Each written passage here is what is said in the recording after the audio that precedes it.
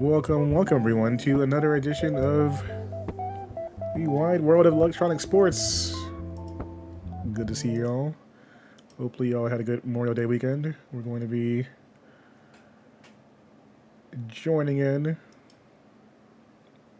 with some additional guest hosts coming in live with some friendly faces and familiar faces. Your boy Rodney, how you doing, man? I'm good, man. How are you? Oh, had a great weekend at Combo Breaker. Zero complaints. Was an excellent run tournament event. So feeling pretty good coming off of the Memorial Day weekend. Yes, sir. And of course, we have the one and only Asif Khan here to join us for a little chit chat about a very special event, if you want to call it that, coming up. Series of events. Series of events, yes. A series of events. That's what we'll call it. Yeah, I'm excited, man. I was like, of course you're excited. You're getting paid. Well, whoa. Wait for the show, or are you talking about for the circuit? You know what? We'll get to that later. Okay, I was about to say because both. I'm not saying that you weren't excited about the show. I'm just saying that. Well, we got a hype show today, so that's I'm excited about that. I'm excited about the show because we didn't get to do it yesterday. We're doing it today. Brian couldn't make it, so I'm going to be your replacement, Brian, for like a few segments. But Asif LaFleur, yo. Well, I'm excited. I'm excited to talk Combo Breaker and fighting games for sure. I think when it comes to fighting games, I think, at least in my opinion, the one that really brings the house down is Tekken 7.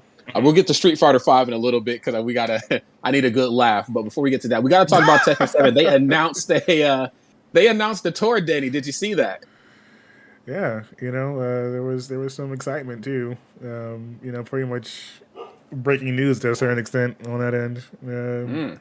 Very, very exciting things. I'm happy to see that Tekken is still prospering in this way. I mean, it had an amazing top 8 this past weekend at Combo Breaker as well. So I'm happy to see that there's still a lot of interest in the game. But yeah, looking at the tours here for each individual region, they are definitely going all out. And they're expanding to 16 different global regions now. Yeah. So it's like, because going back to, you're talking about the top 8 or the best player in the world, Arslan Ash has like put Pakistan on the map when it comes to esports. And there are more players over there than just him who are good at it. So he's kind of created a grassroots scene there. And it's cool to see Bandai Namco like support that. And it's just awesome because, Tekken is like a global game. Even the characters in the game are very like globally represented. So yeah, I think this is great. And I'm glad you said something about that too, because I think Tekken sometimes doesn't quite get the flowers it deserves in like the innovation character design market. Obviously the different backgrounds, but since it's a 3D fighter too, they have to pay, I think, a little bit closer detail to like the fighting styles and make sure that they look like, that's where they come from. Like R-Rang has the left and right stances, capoeira, traditional martial arts, Jeet Kune Do, whatever the case may be, they do a really good job of representing that. Now the players are starting to do it too. Arslan Ash, I think, first really flew onto the map at the last Evo in person in 2019, and then it's been just boom uphill for him ever since. He placed, I think, in the top 8 of Evo 2018 and like made a little bit of noise. But yeah, his breakout event was Evo 2019 when he brought the house down. And I was there. It was the loudest stage, or the loudest that arena was for the entire final day was during Tekken 7. With somewhat similar pops for maybe MK Leo later in the day. But Tekken 7 was crazy. Earlier Evos to me, like I always felt like Street Fighter was the headliner of that event. But Tekken 7 is kind of just more fun to watch, honestly. It's easier to follow in a lot of ways, which is why it's gotten some of that. I feel like and maybe there's some players that are just easier to root for than some of the Street Fighter players. That is 100% right. Yeah, I think the production's a lot nicer in a good way. No disrespect to Street Fighter, but love the production.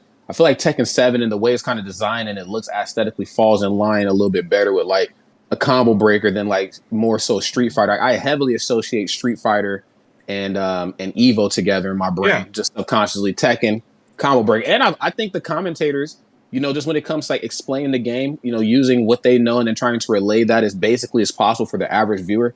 Like Denny said, much easier to follow. Like, okay, this guy's doing a handstand into a cartwheel into a you're dead. Like, oh, I get that because I wouldn't want to be kicked by that in real life, as opposed to, oh, a sonic boom. Like, well, I wouldn't know what to do with the sonic boom in real life. What would I do there? Yeah, the big things about Street Fighter is that there's always been emphasis on stuff like frame data or recovery time and those kind of things, so that it's harder for the the layman to maybe follow. Why aren't they punishing that after each time, or why is this so unsafe? In comparison to like Tekken and stuff like that, where you have a lot more of the way things are happening on screen, or it's pretty obvious sometimes. Obviously why certain things work, or if they get hit low when they're going high and stuff like that, it's easier to follow some of that stuff. Tekken and Bandai announced like basically 3 different tiers of events. There's going to be dojo events that are like offline and offline, open to players worldwide, but they're going to be region locked. They are going to allow people to earn points for the regional leaderboards. There's going to be dojo prime events, which are like a little bit higher. They call it a step up. They're going to be similar to dojo events, but they're officially supported by Tekken World Tour. Yeah. And the number of points awarded will not be based on the number of participants. Tournament organizers can apply to have their event become a Dojo Prime event. So they're still kind of figuring that part out. So it's like there's going to be like those like grassroots dojo events, and there's going to be like kind of a higher tier Dojo Prime event. And then there's also Master and Master Prime events. So these Master events, you're going to be able to earn points for the regional leaderboard. There's also going to be one Master Prime event. Can you guess where that's going to be? I mean, I feel like Evo. That's right. That's like right. Yeah. But another Master event is CEO, which is kind of awesome because that's like 2 W's for CEO. We'll get into the next one later. But yeah, that's a tease. That's what they call a tease in the biz, Rob. Yeah. And then, so it's pretty diverse locations for these Master events. CEO, which is Daytona Beach, Florida. That's June 24th through the 26th. Yep. Jabali running that. You have Evo, August 5th through the 7th, with Rick running that, coming off the back of a very successful combo breaker. Then you have Versus Fighting in Birmingham, UK, just 14 days after Evo. So August 19th through the 21st. Then there's Rev Major in Manila, Philippines, September 17th through the 18th. Yeah. And then the final Master event listed here, and obviously they said that there's still more to be announced when it comes to regional finals and stuff. But that's going to be called the Mix Up. It's in Lyon, France, October 1st and 2nd. So that's a pretty nice lineup there, and like I said, geographically very diverse. So they're going to do these regional leaderboards where you can place in different ones, and then at the end there's going to be some kind of ultra mega world championship that'll be announced, I hope. But yeah, it's cool to see. Like, this game is, I don't want to call it old, but it's been around for a while now. It's like, it's definitely old. I mean, to a certain extent, for a fighting game turnaround time, like Tekken definitely. I think it's also, especially if you include the like original version of the game before the redo. So yeah, it's definitely been around. 7 but there's years. also still 7 years old, but they're still releasing new characters. So yeah, they have seasonal content. They have added new characters in the last year. Like, they're doing everything that you would do to keep a game going for a long time. It's kind of refreshing to see this instead of them rushing out of Tekken 8, which I think would be dumb, or which I think would be kind of cool. Maybe give us like a Tekken Tag game. Tekken Tag 3. See, now that's where I'm kind of coming from with it. Or, I mean, if you really want to make the fans, and by fans I mean really me happy, give us that Tekken Cross Street Fighter that we were supposed to get that I know is never coming out. That's never happening. That's never going to happen. But I think never happening. I know. You know what? We want to play Tekken vs Street Fighter. Get Ryu and Kazuya in Don't Smash. Say it. I knew you were going to say it. Settle it in Smash, bro. That's probably the closest we're going to get to. But yeah, I think Tekken, of course, is like highlighting some new regions of the world is amazing. I think just looking at the last, not just this Combo Breakers top 8, but really just some of the other ones too, with like JDCR. So many just really strong international players. Like it kind of goes without saying that we can't have too many stops in America.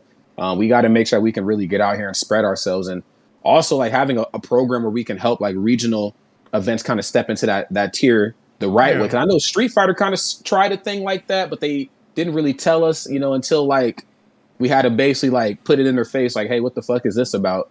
But Tekken, I think, is going about this the correct way. And I like this. They're playing what kind of feels like the long game and the slow game. You said like Tekken's been around for a long time with no real turnaround. And I think they're kind of using these years that they still have left in this current iteration of Tekken 7 to like, you know what? We can keep churning out DLC and new songs and new mechanics, or we can really try to figure out a way to make sure that more people want to play our game before we move into another title. And I think this is just the best way to do it. They've definitely been pushing the marketing a different direction with the way that they're going about things. I think it's pretty smart, but it's also making your game feel like a global game in this day and age is really important. If people feel represented, they're going to rep your game everywhere. Yes. Especially like in places like the UK, that has a thriving scene and stuff like that. If you can push that heavy enough and actually support the local scenes, you're going to get a lot more of that kind of featured, even for a game that's been out for 7, going on 8 years almost.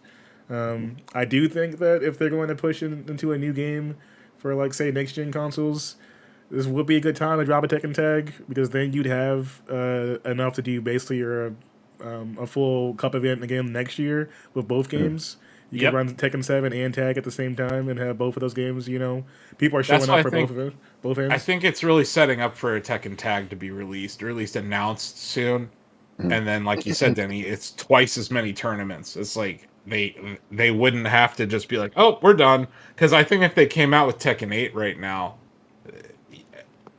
it would obviously be they're incentivized to move over to that new platform.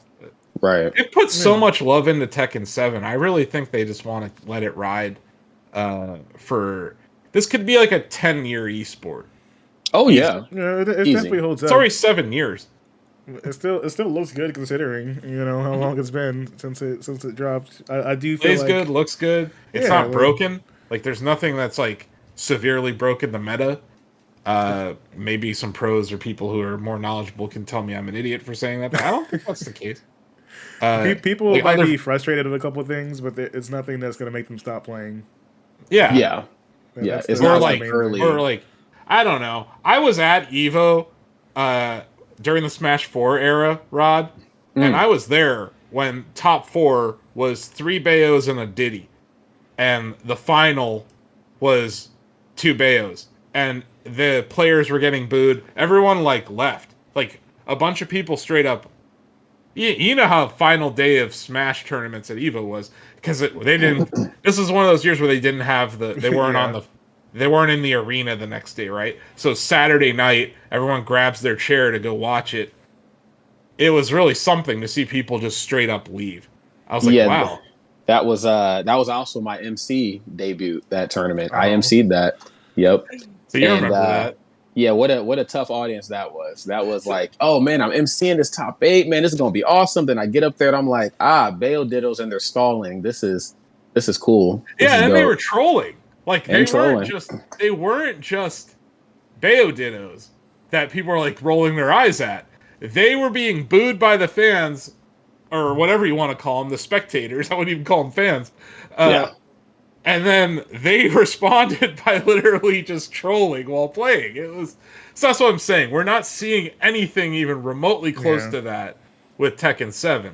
So I think that speaks to the health of it as an esport. Yeah, definitely. And I also think too, this gives the developers some time to flesh out the story for like some of the more casual audience, or like maybe the people who are more into the story of Tekken, which is a great story. This gives them more time to figure out where they want to go with 8, if they want to keep going in the direction that they're going now. If they want to wait and maybe do like a Tekken 8 DR or BR like they did with Tekken 5 and 6 and 7, or if they want to like give you the full version out the gate. I think Tekken 3 is just a good, or not Tekken 3, Tekken Tag 3, excuse me, is a it's a good segue point in the middle. And I think too, I would maybe like a Tekken Tag that's canon. I mean, I wouldn't be upset about that. It doesn't have to be like a super hard shift in a direction story wise, but it could be something different. The first two weren't canon. 3 might be able to be. I mean, I don't necessarily need the canon. I would like to have like new characters that might be Tekken Tag exclusive or something that maybe eventually will end up in the main game. That too. Line. I think that don't they tend to be a little more experimental with the character roster and tag? Yeah, that's definitely it's more of a unique experience. I think you can maybe take more risks with some of those characters moving into a tag game, and then have some fun with it. But I'd love to see a game like that take off in a way where you could have like a 2v2 situation with individuals playing on each end for and 2v2 teams as well. Yeah, because I think Street Fighter Cross Tekken had something like that, right? You could control each one, but you could also tag in and complete combos with your partner. Yep.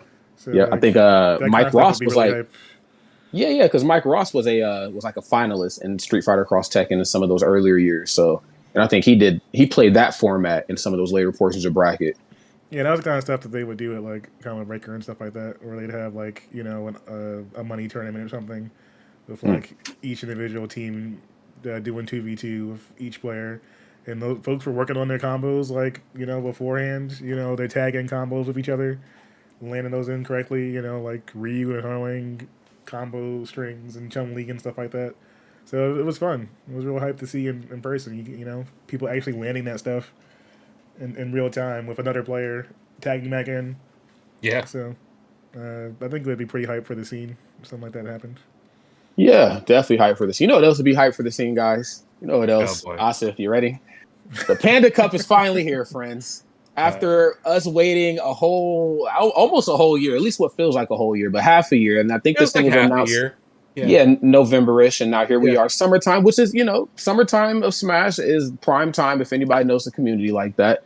Some of the tournaments that are on this $100,000 prize tour is CEO, Lost Tech City, which I think is going to be a new installment of Low Tier and Low Tide City, as well as Saving Lombardi, which I have heard of briefly. Saving Mr. Lombardi. Excuse me, Saving Mr. Lombardi. That's right, Mr. The third installment. Yes, this is a trilogy, and a handful of other events. The Big House is on this as well too. No surprise there. CEO. Yep. Get on my level. DreamHack. DreamHack Atlanta. There's Let's Make Moves Miami. The Big House. Which talk about like, that Undertaker gif where he's in the casket and he just pops up. That's the Big House. That is straight up the Big House, because like that tournament was dead. Like, you remember 2 years ago, or it was last year, where they were gonna run a Slippy tournament, and Nintendo was like, hell no. Yeah, they're like, no, you're not. We're going to come in there and sue your ass and you're dead, right? So that was the end of Big House. They sold their free Melee shirts, which I bought. This is normally an event that happens earlier in the year. They had to change their date. Big House is happening October 7th, so Ann Arbor School is going to be in session then. Right. No, so Big House typically happens in October. So it's actually always the first weekend in October. This year, they actually moved to the second. Yeah, Frostbite is the one that's... Last year or 2 years ago that they had changed the date from when they normally did it? Yeah, they changed it that time just because, pandemic and we were online and stuff. So Got it. Why not? Okay, so it's back to the fall. I mean, that's a great time in Ann Arbor, man. Like, fall in Ann Arbor is just... I went to college there. Full disclosure, I love my Wolverines. But yeah, that was I have a special attachment to this tournament. So to see it be a part of this, I was like, oh wow! Because remember when we announced Smash World Tour participants? Yep. There were some very notable absences from that lineup. And now we know why. Every single one of them are here. And I think at the time I even mentioned maybe these are going to be part of the Panda Cup. And here, we didn't even know it was called the Panda Cup at that time. But you know what it's not called? A Nintendo Cup. Ah, that's right. Because I found this in their trailer. I thought it was kind of interesting. I want to put it to our panel here, our panel of esports experts. Nintendo, this is at the end of the trailer, in a font that you can almost not read. It's like gray on gray, right? It says Nintendo is not a sponsor, co-sponsor, or administrator of this tournament. So what are they? Yeah, and that confused me too when I seen that. And what's funny is I didn't see it until you brought it up. I just completely was like, oh, okay, cool, we got the circuit. And then I was like, wait, they're not a what? And I'm like, well, I'm happy we have this, but I'm like, how is this any different than what we did in 2019? Remember when the game was coming out and we just partnered with a bunch of tournaments and then we tweeted out the top 8s on the Nintendo Versus account and so on and so forth. I almost feel like this is just, hey, you can shape this thing up and put the Nintendo stamp on it, and then we'll go from there, as opposed to this is something that we're doing, if that makes sense. I really think, this is just my thought. Okay. I think Panda is paying Nintendo. I don't think Nintendo is paying Panda. I think Panda might be paying Nintendo to license Smash. But why? Why? This might not be the first time either, too, because I think, remember that Twitlonger, remember we covered like the Twitlonger of like what Nintendo's been doing and so on and so forth, and Red Bull and Twitch have both gone on record, allegedly, and said that we offered Nintendo money to do a circuit in their name, and they turned it down. So I'm not surprised, like, if Panda did pay them. This wouldn't be the first time. I'm not sure. I'm just throwing it out there. But what I know for certain is that Nintendo made over $1 billion selling Smash and the DLC for Smash Ultimate. And smelling Smash. And smelling it too. But yeah, $1 billion! $1 billion damn dollars! And they're not putting up anything here. Like, they make it very clear. Not a sponsor, right? Not a co-sponsor. Not an administrator. So that kind of implies to me that they have nothing to do with this prize pool. Because that's a very... I don't want to act like $100,000 isn't a lot of money. Sure. It is. But this is multiple events we're talking about here. And we cover Smash Summit all the time, right? Beyond the Summit, Beyond the Smash.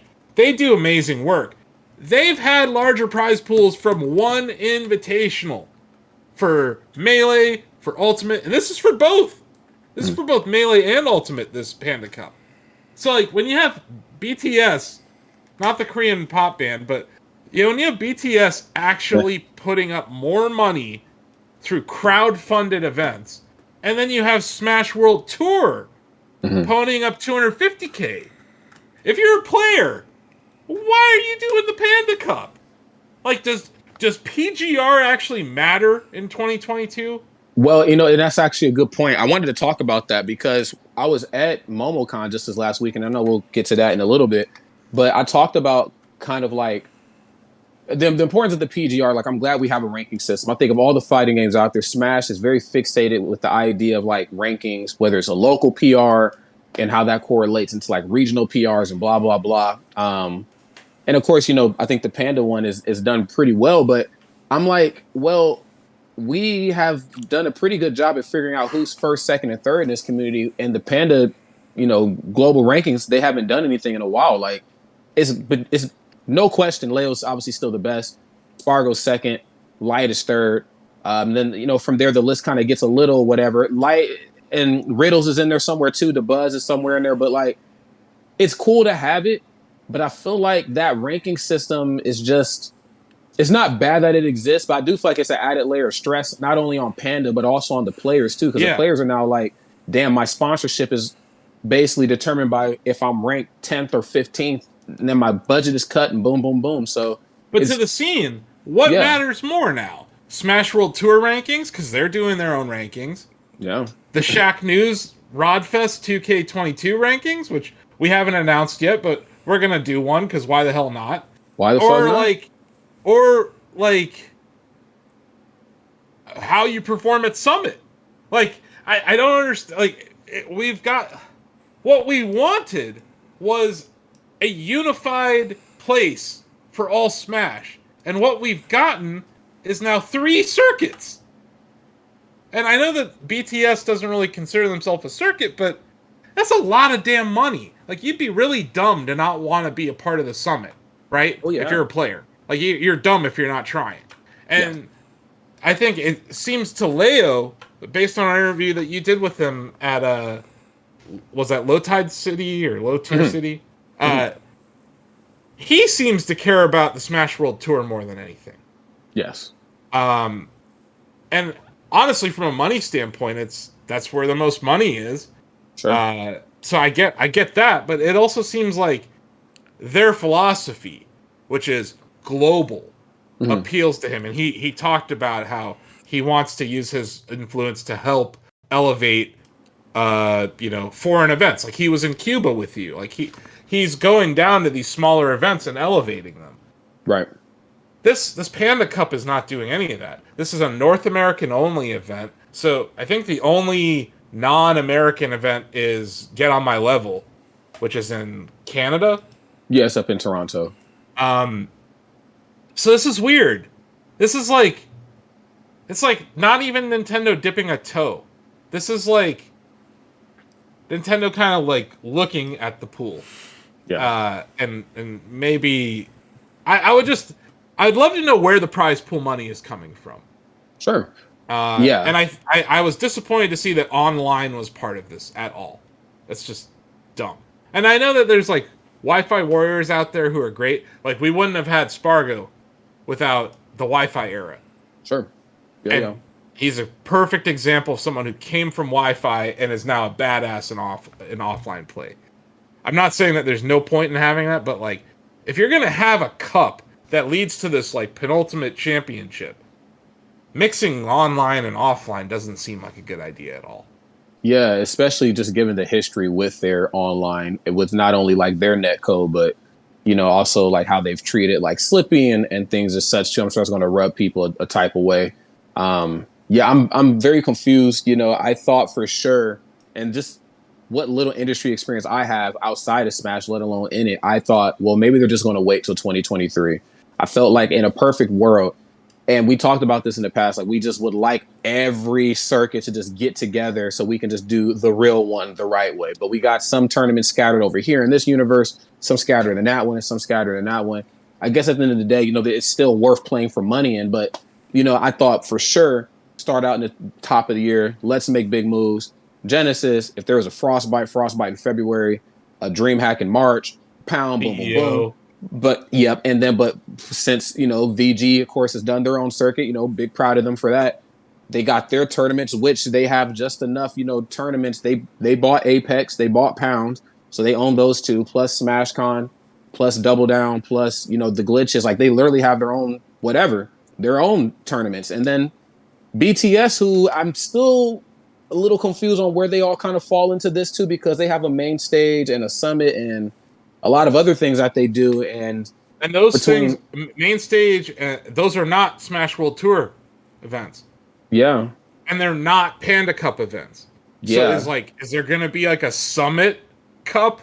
Because like, look, I'm not saying I want it. I'm just saying like I see this fragmentation occurring among TOs, and it's bad. But going back to my one point, $1 billion damn dollars. They made $1 billion. They should put up $5 million for a prize pool. This is ridiculous. This is absurd. If they had any fucking idea how to be an esport, they could put $10 million in, and suddenly no one gives a shit about Smash World Tour. Because I want $10 million. And then suddenly you got like a lot of new players that are interested in your game all of a sudden. Right? Like, why were people watching the Fortnite esports? Because the fucking money on the line. Why was Booga in all those headlines? Because he was fucking 15 or something and he made $3 million in a day.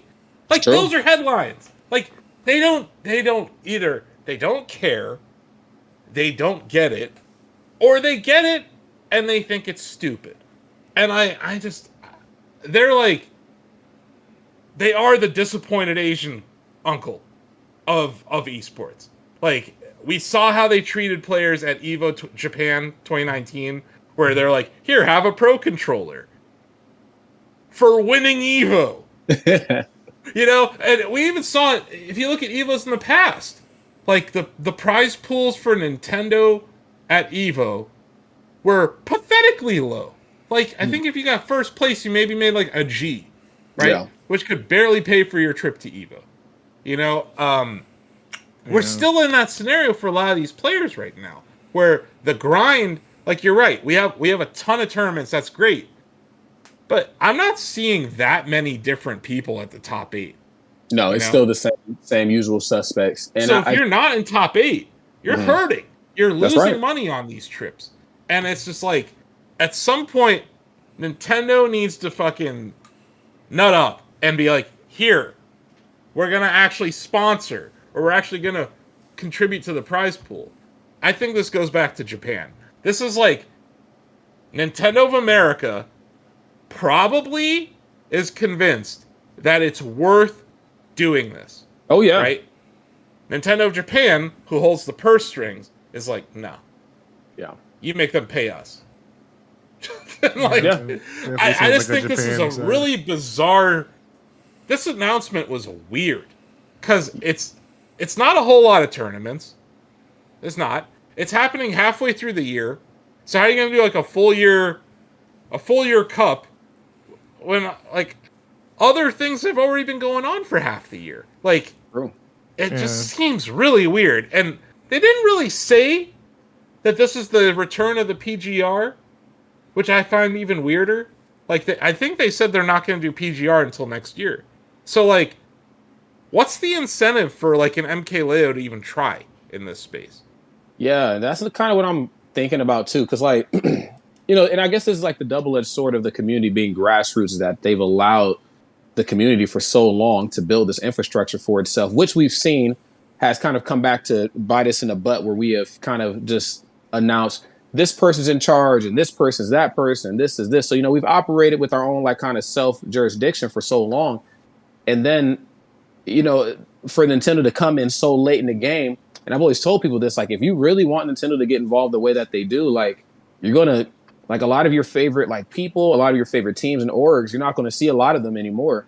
So they're now partnering with Panda, and Panda's like, well, we can still, like, keep the people who want Nintendo happy while also, like, kind of keeping that grassroots feel by letting them put their stamp on it, and we just run the thing. But I'm like, you know, let's just be real. Like, we know what we really want. And I think both tours are cool, but we need a tour with Genesis, well, maybe not Apex, Genesis, The Big House, Pound, Double Down, Gamo, CEO, like, Momocon and Combo Breaker, fuck it. Like, let them both be on there and just let people split it regionally. What we need is a league. That too. You need a league. It's stupid. League. This is stupid. This is really dumb. You have, like, the highest selling fighting game of all time does not have an esports league. Does not have, like, a commissioner. Does not have anyone in charge. It's like you said, it's grassroots. I give props to VG. I give props to the Summit folks. And even Panda for what they're trying to do. But it's, like, so freaking obvious to a fan. Like, this is horribly run by the company that makes the game. It's because, at the end of the day, Nintendo's like, we made a party game. We were not trying to make anything that was ever going to be worth hundreds of thousands of dollars in, like, high-stakes 1v1 competition. I think they were like, we put the DK hammer in it, and it plays the Donkey Kong song. You know what I mean? Like, I just think their priorities versus, like, the esports scene priorities are diametrically opposed. And this announcement highlighted that for me, where I was just like, damn, this is like, that sentence from Nintendo just, it took all the air out of any hype I had for this tour. I was just like, oh, so Nintendo really isn't part of this. Yeah. Then what was that announcement from last year all about? Yeah, very strange. Well, and even in that announcement from last year, Panda was the one that tweeted that. I think Nintendo maybe retweeted it, not sure, but yeah, it's I'm very confused because, like, a lot of these tournaments, Like, even as a commentator, like a lot of these tournaments I was already planning on going to, but now like I know the process is now completely different. So the 7 years of commentary, 8 years or whatever that I've built up towards could just come to an abrupt stop for some of these events where they're like, no, Rod doesn't meet the boom, boom, boom, boom, boom to get hired. Or same with some of our favorite streamers or tournament organizers. Like that one guy that runs that bracket that I'm always happy to see at CEO is like, hey, Panda has all those positions taken, so he's not working it this year. And it's just like, okay, I'm happy Nintendo's here, and I guess the community bring that likes up, Rod. but it's just like damn. There's an obvious conflict of interest brewing here. Because, I never give shit to VG about anything, because I think they do really good work. They sponsor AMSA, right? I never felt like they give AMSA preferential treatment at any of their events or anything, right? But with Panda, it seems likely that, at least with commentary, they're going to give their people jobs over anyone else. I think it's going to get really tricky here because there is not a governing force over this esport anymore. There are now 3 players, I would say, and obviously a bunch of indies still, but there are 3, regionals, all sorts of stuff, weeklies, but there are 3 players now that are fighting over this. And the one that everyone thought had won because they got Nintendo's seal of approval doesn't really have Nintendo's seal of approval. It kind of feels like a bait and switch to me. Because that was the headline in November last year. Was Nintendo and Panda coming together, gonna do something beautiful. Kirby's gonna get buffed. No, none of that happened. Let's not get carried away. Let's not get carried away. I know. No, but could you imagine though? Yeah, like if a Kirby buff, like Sakurai's like, one more Nintendo Direct. I fixed Kirby. No. That would be amazing. That won't happen. No, the 2 things that I'm weirded out by are how low the prize pool is. Because how the hell are you going to compete with Smash World Tour when people are already invested in that, have already booked tickets to go to things, and you see with Leo, he's willing to travel the world for it. That this is only North American, which I think is weird, because there is a vibrant Smash scene in Japan. Yes. And it needs something. And I know there's like rules in Japanese law that make it hard to put prize pools behind things, but like, I don't know. The fact that this is only North American, that's a big red flag to me. Like, well, you brought up the conflict of interest too. I think the only tournament that's on this that shares a spot on the other circuit is GOML. Get On My Level is the only one that's on both. I think everything else is mutually exclusive to their respective tours. Which was a really weird one for me too, because I'm like, I mean, I guess I get the exclusivity, but I'm also thinking again, what little industry experience I have, like just the relationships that people have had with some of these tournaments. Like, Jabela's gone on record to say, like, I'm always going to hire VG to do stuff. Same way Combo Breaker, like, we're going to hire VG to do these types of things. And again, I'm not saying Jabela did anything malicious, but I was like, oh yeah, CEO, that's going to be on the Smash World Tour, duh. But then I thought also, well, CEO has also had a very good relationship with Nintendo, looking back at how they've treated Melee, and then looking at like when Ultimate was coming out and the booth to play the demo. I'm like, well, damn, I don't really know like where the dominoes are going to fall with this. And then for GOML to, pop in and say, hey, we're on both, so it can be done. All right, it's just we just don't know, but it's fucking possible. So GOML in Canada is on Panda Cup. Yep. What GOML is on World Tour? Same thing. Same Get On My Level. Same event. They're on. It's on both. What? Swear to God. If I'm lying, how does that even boss. make any sense, Rod? I don't know. I literally don't. Look, I live with the co-organizer of GOML, and I'm just like, dude. And he's just like, it's not my call. I don't know, man. I'm like, I mean, I would hope he's getting money from someone to be in both. That's interesting. I would hope so too. I don't know how that's going to work at all. Like how that's even the slides, like the promotion. Like as a commentator, like what am I supposed to? Hey, what's up, everybody? Welcome back to Get On My Level 2022, and it's a Panda Cup and a Smash World Tour qualifying premiere. I'm fired. I am fucking fired. Yeah. July 1st. What the fuck? Yeah. It is a Smash World Tour event. It's both, yeah. It's the only one. It's the Blade. He's the Daywalker. It's the best of both worlds. It's the only one. This highlights just how stupid this situation is. Yeah, it's not it's cool that we have it, but the way it's being done, it's almost like the Marvel Cinematic Universe. It's like, all right, man, how many more Avengers films are we going to do before we have to acknowledge that the X-Men exist in this universe? Like, oh yeah, they exist. They just exist in their own circuit timeline, but we're going to figure out a way to do it. We just don't know how. So I'm like, I don't know how they ever thought Avengers without Wolverine was a good idea, but here we are, and everyone loved it. So I'm the idiot. But yeah, this is stupid, Rod. But just go out on a limb here. This is really fucking dumb, because I didn't put two and two together. Gommel being on both tours.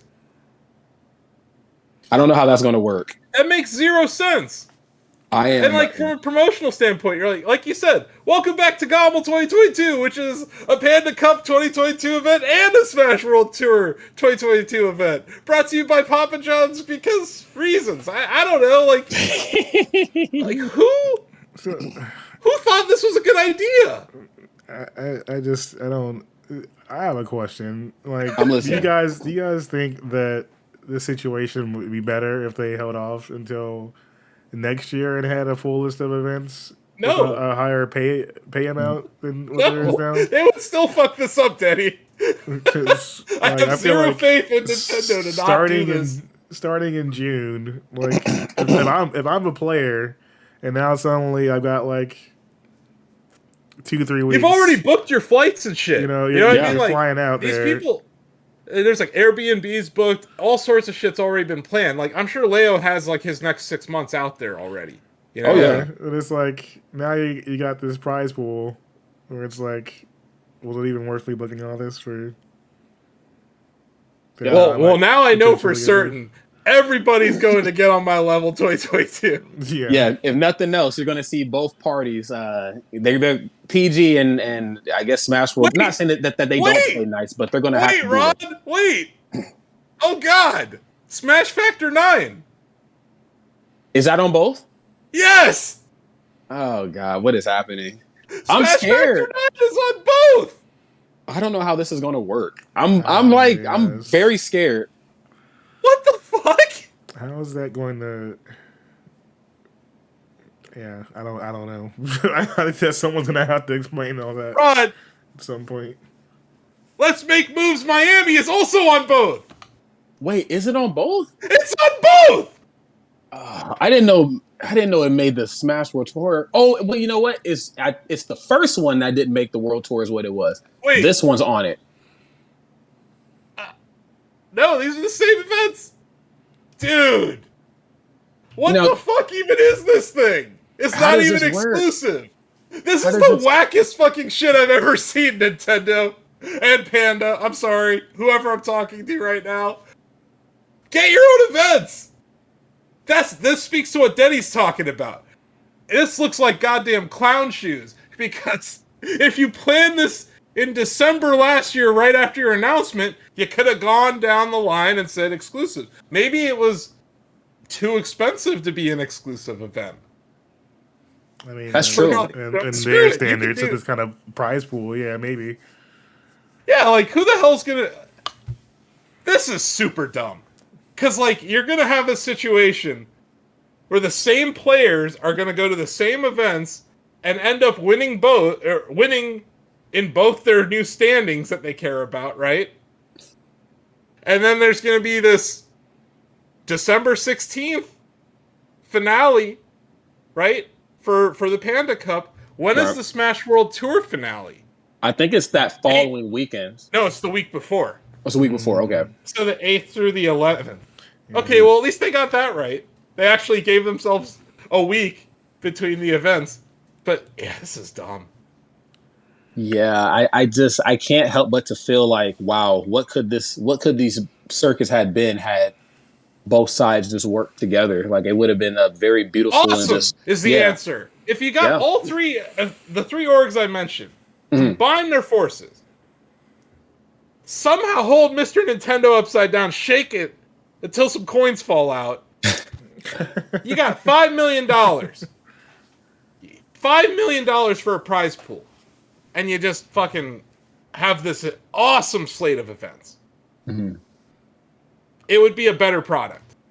I think so too. And it's no offense to the people who work as TOs or on production or as commentators or the players. All I'm saying is that, like, can you imagine if the NBA was 3 different seasons happening at once? That's a good point. That's some clown shoe shit. And that's where we're at right now. Like, this is why the FGC doesn't take you guys seriously. I mean, you're not wrong. You're not wrong. I agree. Like, I say this as like a huge fan of the series, and I think Melee is the best esport. So to see Melee treated like this, it's ridiculous. And that's another question I have too. Like, we can only, I know the Panda Cup, of course, is like highlighting some events that are Melee focused and some that are Ultimate focused. But when it comes to online, is just Melee just like just not included with that? Like, how does that play into effect? Because there is no way they will allow Slippy to be used in the Panda Cup. No fucking way, Rod. There's no way. There's no way. No way. This is going back to why the Big House didn't happen a couple years ago. Slippy. So, like, there's no way. There's no way. No way. There was no universe either where I felt like the Big House was going to be able to do that. They are one of the first tournament series to have that Nintendo Silver approval. Apex, Genesis, the Big House. Mm-hmm. Like, before Nintendo Versus, like, Nintendo of America accounts tweeting it. So, like, I was like, there's just no fucking way you're going to be able to run Slippy. And they tried it anyway. Like, it was a valiant effort. But I'm like, if Nintendo's watching anybody's tournament series with a very, very close lens, it's you guys and Genesis. Like, you guys definitely determine where the community goes organizationally. And I'm like, dude, you're not running anything Slippy related, Rob. So, but I'm glad that he waited. You know, he was still able to profit off of it somehow. You know, I think he had to make some money from the venue back or something. So he was able to profit. But yeah, I want to know more about the economy of these things. Like, because who is getting paid to be on what? Is Smash World Tour paying events? Are they paying Smash World Tour? Is Panda Cup paying these events? Are they being paid by the events? Like, which way is the money going here? Because nothing's very clear. There's not a whole lot of transparency here. And the one thing that's abundantly clear is the prize pool is far too low, given how many copies of this game has been sold. Just ridiculous. There's not a lot of background chatter in the industry either. Like, if you ask questions like, hey, how is this tournament, or how do you get your tournament on here? It's just like, there's NDA. You're just not met with anything. So yeah, it's because if you're working with Mr. Nintendo, you're signing NDAs.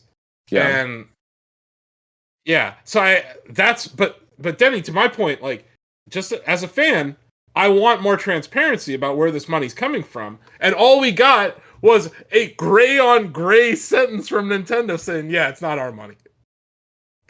Good luck, though. I bet it's like any money any of these events get from ads, like if there is a Papa John's deal or something, Nintendo gets their cut. Oh. You know? Like, I could see this be a way for Nintendo to make money by doing nothing. Like, that's what I think might be happening here. But I would love to be corrected. If someone can actually speak to this, I would love to have further transparency on this. Like, if you're able to educate us, please do. If you can't, I understand why. Because you're dealing with a company that clearly doesn't give a fuck about esports. Like, at all. Like, it's crazy.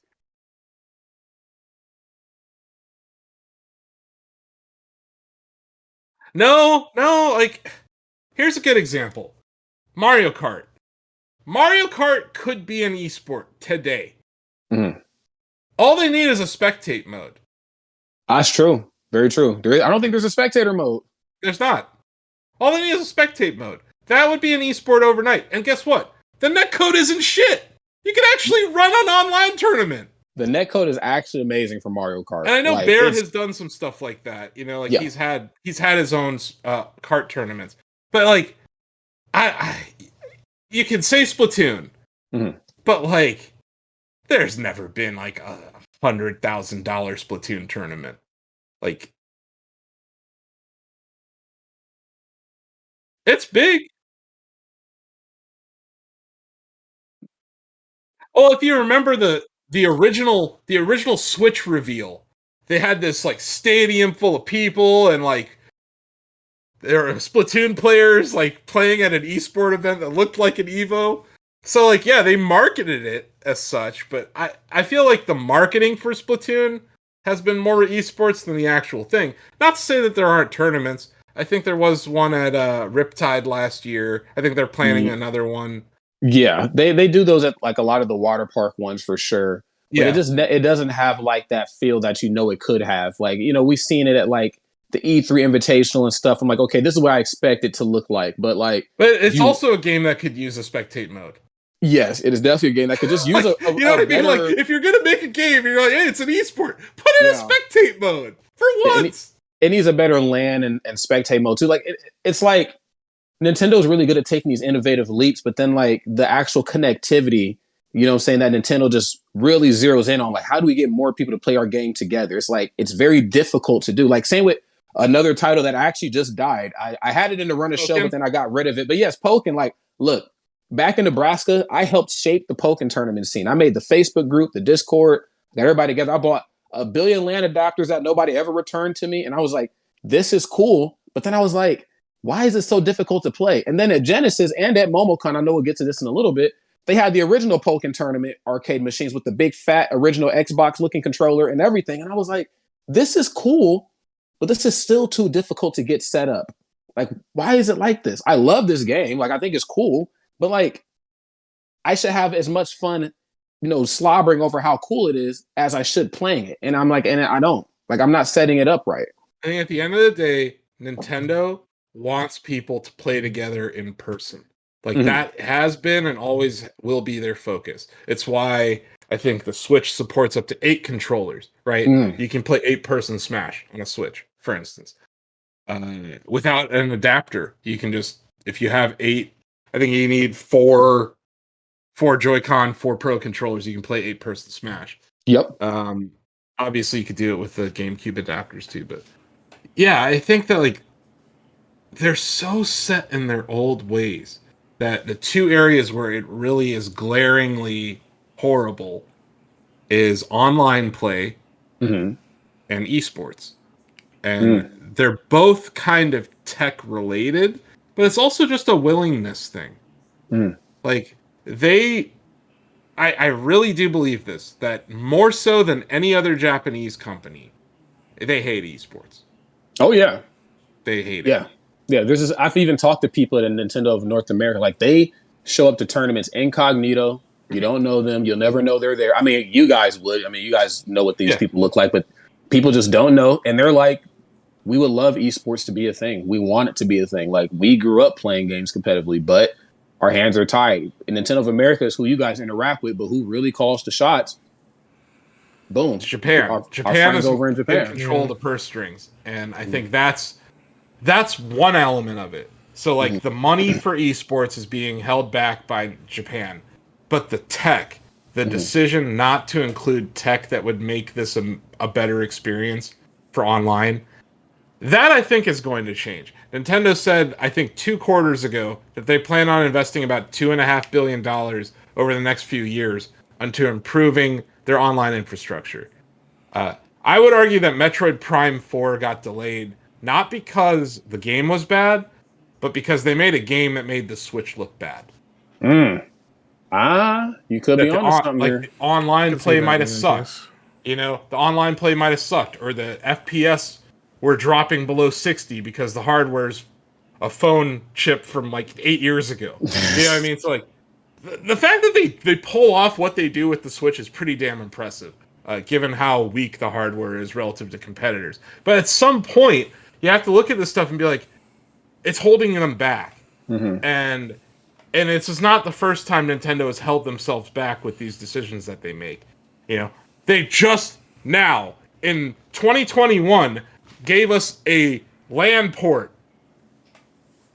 True, because before on the Wii, you had to buy a thing. You had to buy freaking dongles for 3 generations. We had to buy dongles. That's true. And it's like, you just got the LAN port. So like, maybe 3 years from now, we'll see a little bit more on that front. But yeah, to me, especially during the pandemic, the smartest update for any other software would have been spectate mode for Kart. You want to talk about a game that outsold Smash? Mario Kart 8 Deluxe. It's like 40 million units or something stupid have sold on the Switch. You know, talk about overnight becoming the largest esport on Earth? Dude, something like that. But yeah, it just shows you where their priorities are.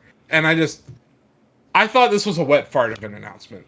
I'll be honest with you. Like, I didn't see the kind of hype from the esports scene in Smash. Like, I didn't see the Leo tweeting about it, or I didn't see what Hungrybox's take was on it, really. It didn't seem like anyone was super excited. It was just kind of like, oh, okay. Yeah. Because, like, but now that I've seen that there's an overlap between this and Smash World Tour, I guess that's good in a sense that people won't have to make a decision. Because, like, you know that Leo will probably go to Let's Make Moves Miami. He'll probably go to Smash Factor 9. He'll probably go to Get On My Level. He'll probably go to CEO. But yeah, it's just weird. Well, and I think it's really weird too. But I know we can harp on this all day. We gotta talk about two tournaments though who have worked with both companies pretty well. Combo Breaker, of course, with Nintendo in 2018, and of course MomoCon just this past weekend here on the Smash World Tour circuit. Denny, we got to talk about it, man. I didn't really get a chance to watch much of it because I was working a lot. But I'm gonna get out of here. I was just here. Yeah, dude. I'm sorry, man. You guys don't pay me enough. Good point. I came here to talk shit about Nintendo and chew bubble gum, and I'm all out of gum. Oh, damn. So, but no, I got other shit I gotta do. So I appreciate you guys having me on. And I honestly, just to be honest with you, full transparency, I didn't get to watch a whole lot of either of these. So you guys are gonna have a much better conversation than I could have. I'll just sit back and watch. But yeah, have a good rest of your show. And yeah. All right. Well, Nintendo.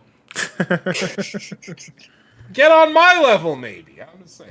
I honestly, just no bullshit. No bullshit. I could have put up more money than this. Oh, you're here. I mean, you're not. Get your stuff together. It's never too late to bring back the Smash. Just real quick, like, I was talking to Rod before the stream. Like, I felt a little weird about MomoCon having a Smash tournament because in 2020, Shacknews had an agreement to run a Smash tournament there for our invitational tour. So yeah, I have a little bit of salt there. But I think back, like, we were gonna have our projected prize pool for that circuit or that tour was more than Panda Cup. That's wild. And I could still do a larger. But then it would be 4 fucking things, and it'd be even more of a balkanized mess. Nintendo, get your shit together. You made $1 billion off this game. Hey, I'm out of here. I mean, this isn't even the last time I'm going to be talking about Panda during this thing, so. Oh, no, I'm sure not. But yeah. I'll be back to talk more shit about Nintendo, even though I love them. It's a love-hate thing. Later, guys. All right, see you. Well, damn. Like I was saying, on the subject of tournaments that are on both circuits, who have been on both circuits, who have worked with both companies pretty well. Combo Breaker, of course, ran Eden in 2018. They worked really close with Nintendo. And, of course, MomoCon being a World Tour stop on the Smash World Tour.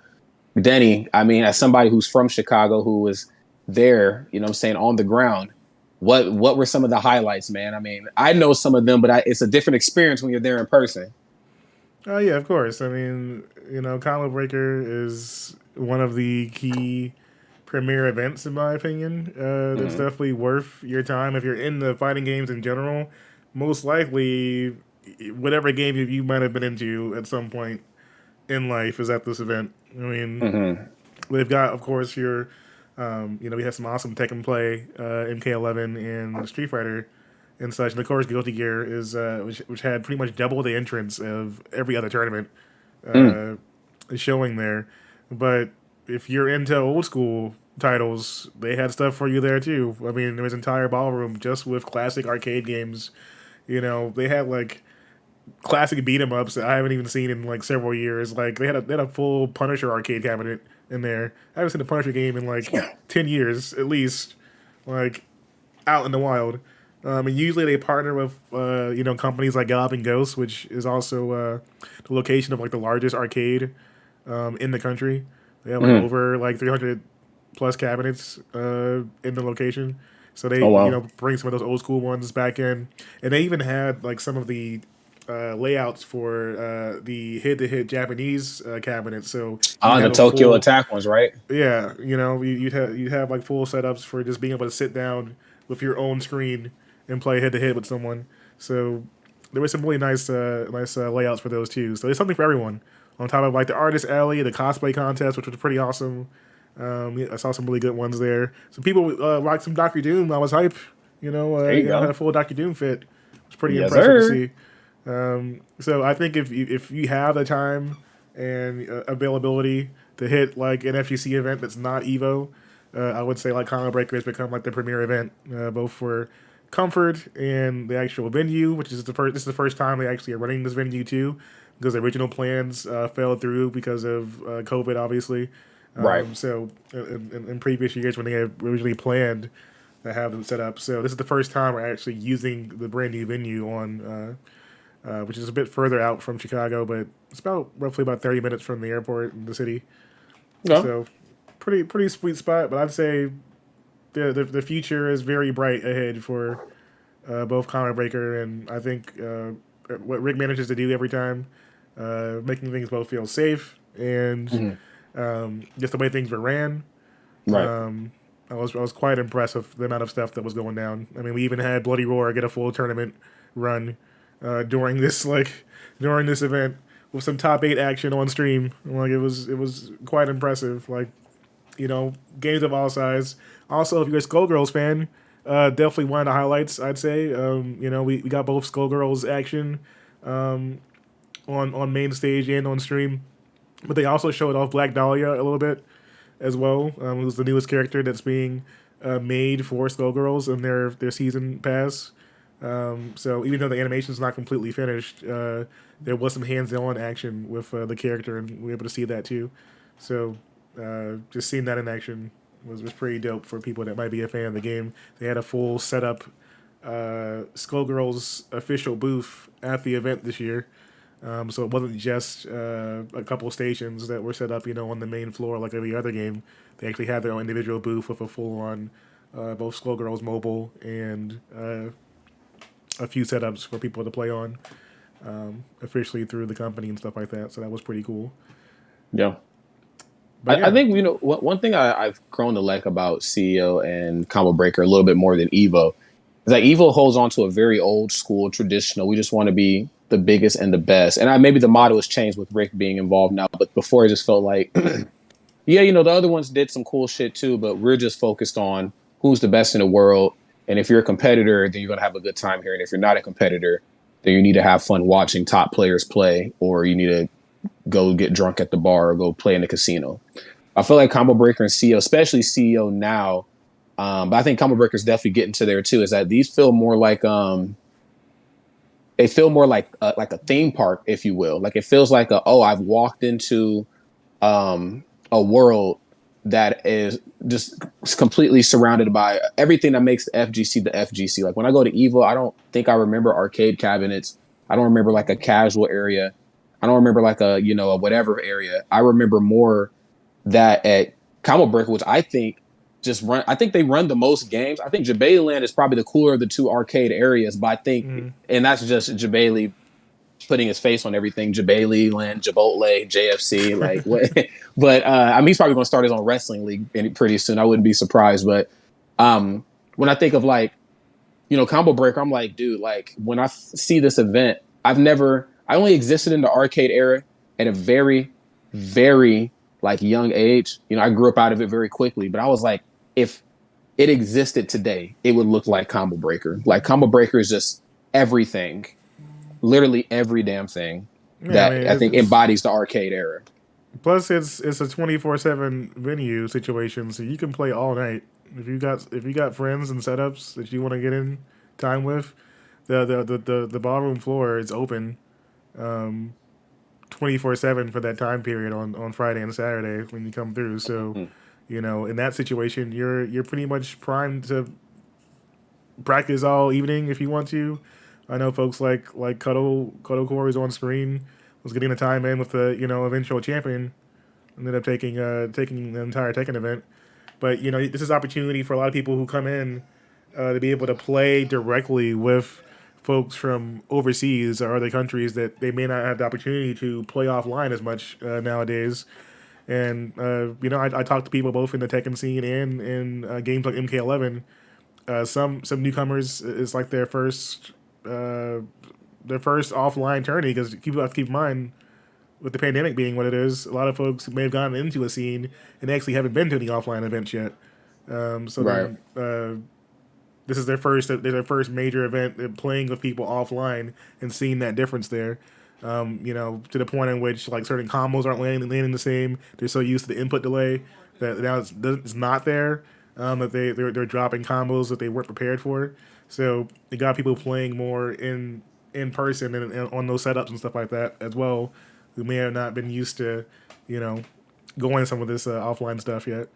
So it's definitely a major event for that. There's a lot of opportunity for breakout situations too with some of the tourneys in each category.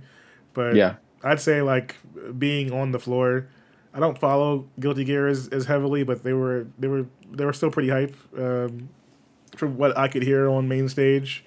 But Tekken was where it was at. I feel like definitely the level of competition and just the variety of character usage as well made it really entertaining to watch throughout the weekend.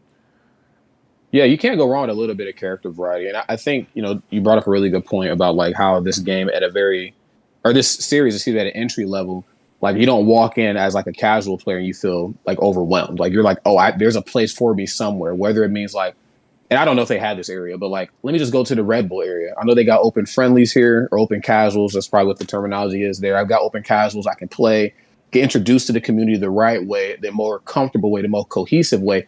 Not saying that there's anything wrong with the way you and I were introduced to the fighting game community too. I mean, it's either put your quarters up or shut the hell up. But I think, we just live in a different day and age. And, this actually brings me to my next point about Combo Breaker too. So that wonderful Street Fighter player that we all have grown to love on Panda Global, Punked, has some very choice words about the Combo Breaker series, of all series too. Like these are tweets that you typically see geared towards Evo. Like, oh, this monster monolith, huge ass company, man, they don't give a shit about me. The drinking fountains don't work. No casual areas, blah, blah, blah. But no, this was directed at Combo Breaker. He said that the stream setups were laggy, the TVs were whatever, and blah, blah, blah. Like, he's gone on record to say this, and apparently he's felt like this for years. And Combo Breaker's only been around since 2015. So, if you felt like this for this long, you should have said something. But of course, Rick, being the great guy that he is, taking those punches in stride, literally taking all those dragon uppercuts in stride, said, "Hey, I'd love to talk with you about this and chit chat more and break this down. How can we go about this?" And Punked was just like, "I'm not having this conversation with you. Hold this criticism, blah, blah, blah." Now, Denny, you were there. What's your thoughts and your takes on this? Because I think Rick went about this correctly. However, I also feel that Punk does have the right to, I guess, express however the fuck he's feeling. I just hate that it was directed towards Rick of all people. I feel like hopping on Twitter to trash a major tourney in a situation where you have one of the people who was always striving to put on the best event and tries the best to do the best by players. If you're not willing to speak up in the venue or at least have a conversation with the organizers, how do you expect things to change? If this is an issue that you're saying has been happening year over year consistently, why would you not be having that kind of conversation at some point if you think it's really that big of a problem that it's causing? I just feel like it's a very strange thing to say while still continuing to attend said event. Since Yeah, it's very, very Twitter fingery. It's very finger fugitive, thumb thugging. I don't know if they actually linked up and chatted, but I was like, bro, why not just have that energy and just approach Rick? Like, of all people, too. Like, Rick is one of the easiest people I've ever spoke to in my life. Like, not even just saying that because I'm on air. Like, the dude is just like, anytime you need to talk or chat, like, I'm literally there if I'm not busy. Right, like he's posted about never again will I come back to Comic Breaker. This is the shittiest tournament every single year. Like you putting out the kind of tweet, you know, as a sponsored player, and this was what on Saturday. So prime time day. Time. And Rick, you know, organizing an event that's running 3 straight days with 24/7 venue access, making sure everybody is taken care of, and he takes time out to respond to you on Twitter directly, saying, "Hey, let's talk it out." And your response is, "Nah, I'm good." Because he could have easily bookmarked them tweets and said, "Hey, hold that right now. I'll talk to you in 3 weeks when I'm feeling mentally more stable and I'm not running a fucking 2 super majors back to back." But no, he made time to talk to him now. And also, before anybody in the chat makes any assumptions, he didn't just make the time to talk because it was Punk and like Punk's a famous player. He would have did that with anybody. He would have literally said, "Hey, come find me. We can chat about this." Bailey probably would have did the same thing too. It would have came at the expense of like a joke or like a meme, but they would have did the same thing. Both of those two, if you literally have any gripes ever, will literally sit down with you in the tournament. I've seen Bailey do it in the wheelchair. People don't remember wheelchair saga Bailey where he broke his foot or something, beating somebody up. He literally will take you off to the side of like, "Hey, my bad, man. Like, what do I got to do to fix this?" It might seem like I don't care, or it might seem like I'm just a guy pulling the strings in the background, but I literally I can't do this without the community. So what do I got to do? And then for you to finally get the mic, bro, you're at the Beyonce performance. You're in the front row and she puts the mic in your face and you don't know the words to Dangerously in Love. You say, "Yo, get that mic out of here. I ain't got nothing to say about it." What are you doing here? What are you doing here? Yeah, I don't understand if he was just feeling salty that day or what it is, but you know, we were just speaking about Panda earlier. Where this is one of their sponsored players here, Panda Global, Punk, with the words. I feel like where do you even go from there when people are willing to speak with you directly about your complaints, and they're so broad, even to a certain extent that it's like. So you're saying you've had these same issues every year, but yet you still compete keep coming anyway? back. Like, and you keep coming back. That makes no sense. So you're. I mean, even as a sponsored player, wouldn't you? Even if you didn't feel like talking to Rick directly, wouldn't you bring it up to your sponsors to talk with him about the situation if it was something that you felt like was harming the tournament for other players?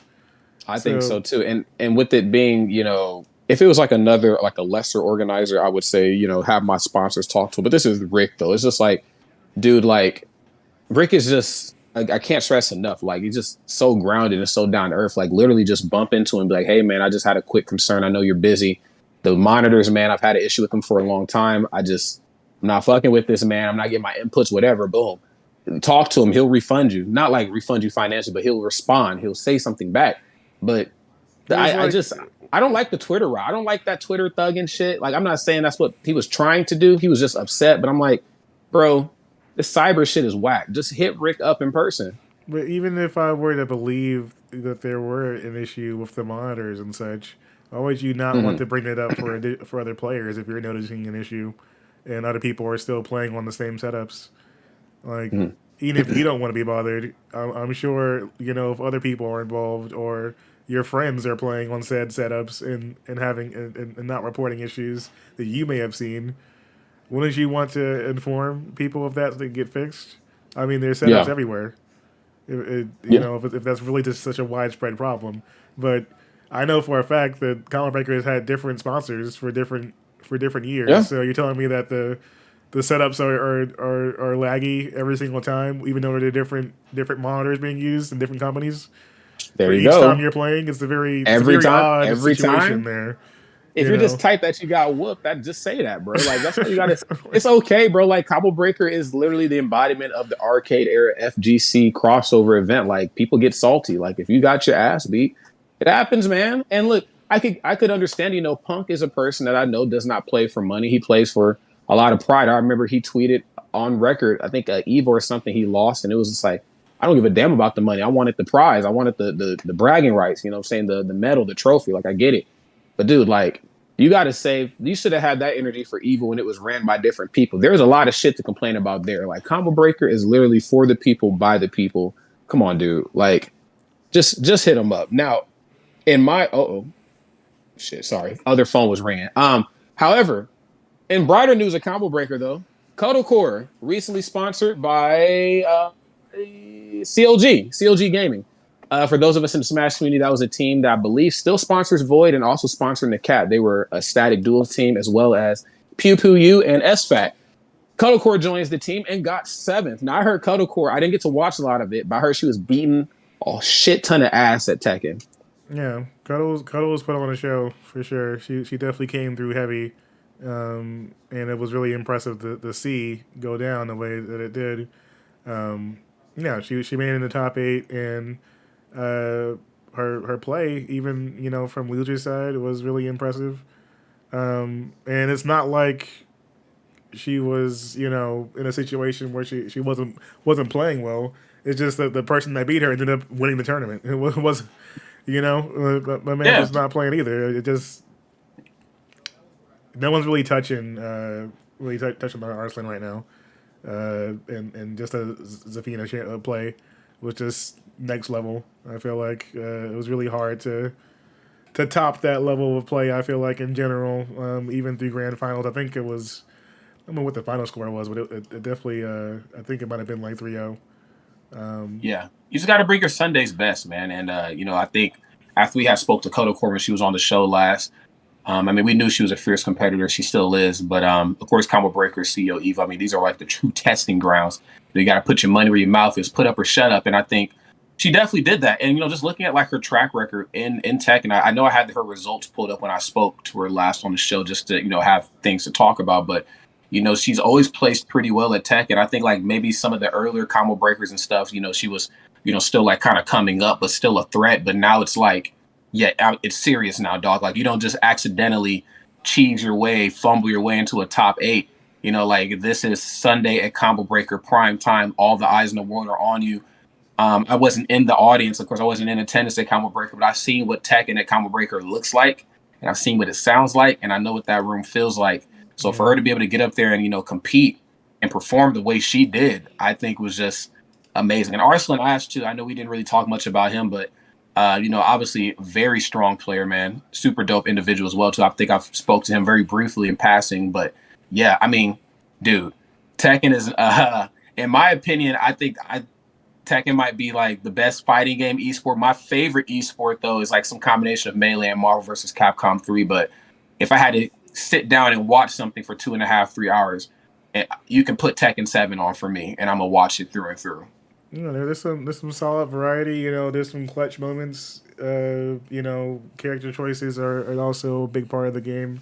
But I also think that Arslan was both respectful. I saw some of his tweets afterwards. Just showing Cuddle some love because, he had taught her some stuff too, offline. And so there was some positive encouragement going on, even for. Folks who may have not ended up winning the whole thing. And I think that more of that kind of engagement is also good for the scene, especially as people kind of move up the chain on some of these events. Because I've been a part of different scenes, and some of them aren't necessarily as encouraging to each other when it comes to leveling up tech wise or pulling off things on a major stage like this, especially coming back into just playing through, offline in a lot of these situations that are very high pressure. So, it was really good to see. Tekken's definitely making some big moves. Hopefully, we get some information about a new game of some kind in the near future. I mean, we're heading towards year 8 with this game. I'd like to see some Tekken Tag happen at some point. Same. Getting more into that kind of a new competitive game, and then having both these games run at the same time, if they were to go that route, would be really awesome. Especially if they're on Street Fighter gets to do it. Capcom, rather. We've seen Street Fighter 5 brackets and Marvel vs. Capcom Infinite ran side by side, so I think Tekken should be able to do it too, man. Now, also, really quick too, and we got to talk about MomoCon as well, because I know we're coming up here on the halfway mark. We got a bit of show left, but MomoCon 2022 happened, Atlanta, Georgia. I will have to admit the players do play there, and they do ride on them things like every day. It was just a fun ass time. So usually I go to Combo Breaker, but I just I went to MomoCon this year because they allowed me to do something a little bit differently. That I feel like just kind of fell in line with who I am creatively. Of course, I can commentate. Like anybody that watches the show knows that. But I was able to like do interviews, really, hit the ground running, talking to the attendees, emceeing, and just really bringing a new vibe. And, MomoCon was a lot of fun. I think people compare the two events. I don't think it's almost not fair because they're not the same type of event. I think MomoCon is, obviously a convention more than anything. Now, Denny, I will say this. I've been to Evo, and I'm sure you've been to Evo too. The walk from the convention center to Evo's Mandalay Bay Center is literally what feels like a 10-minute fucking mile walk. MomoCon's was that times two. The World Congress Center is fucking huge. And then the actual convention center for MomoCon was even bigger. The tabletop area was as big as Evo's show floor. I wish I was joking. Wow. The arcade area, they had their own Jabali Land Rick Extraordinaire Extravaganza tournament thing. Huge. Like, I'm talking Chuck E. Cheese big. Like, it's big, bro. And then the tournament area was big. But to cap it all off, the vendor area, it was literally aisles upon aisles upon aisles, like Walmart, of just vendors selling things and cosplayers and vendors and stuff. I bought Pokemon cards, of course, but there's a lot of shit to do. But the tournament, though, was a really good jumping off point for a lot of players. Of course, Light won, best North American player by far. Well, best American player. He won the whole thing, beat the Buzz in grand finals, didn't drop a set, But I think, of course, the real highlight of the tournament is Didi, a young man from Atlanta, plays Minecraft Steve, but plays the Enderman costume. Got fifth, had a phenomenal run Saturday night, ran it all the way back through losers, made it to top 8. They ended up actually getting fifth. The crowd was just extremely on this young man's side. It was such an awesome thing to see. Like, fighting games, of course, we get a bad rep sometimes because of like just the craziness that goes on. I know Asif talked about possibly players throwing on the gloves one day. And of course, I think back to E-League with K-Brad and what's his name? They were about to throw hands on air. So like it's there, but there are some good things in the community. And when I see a young 15-year-old player playing a character like Steve, really pushing the limits of what this character can do, because it's pretty fucking crazy.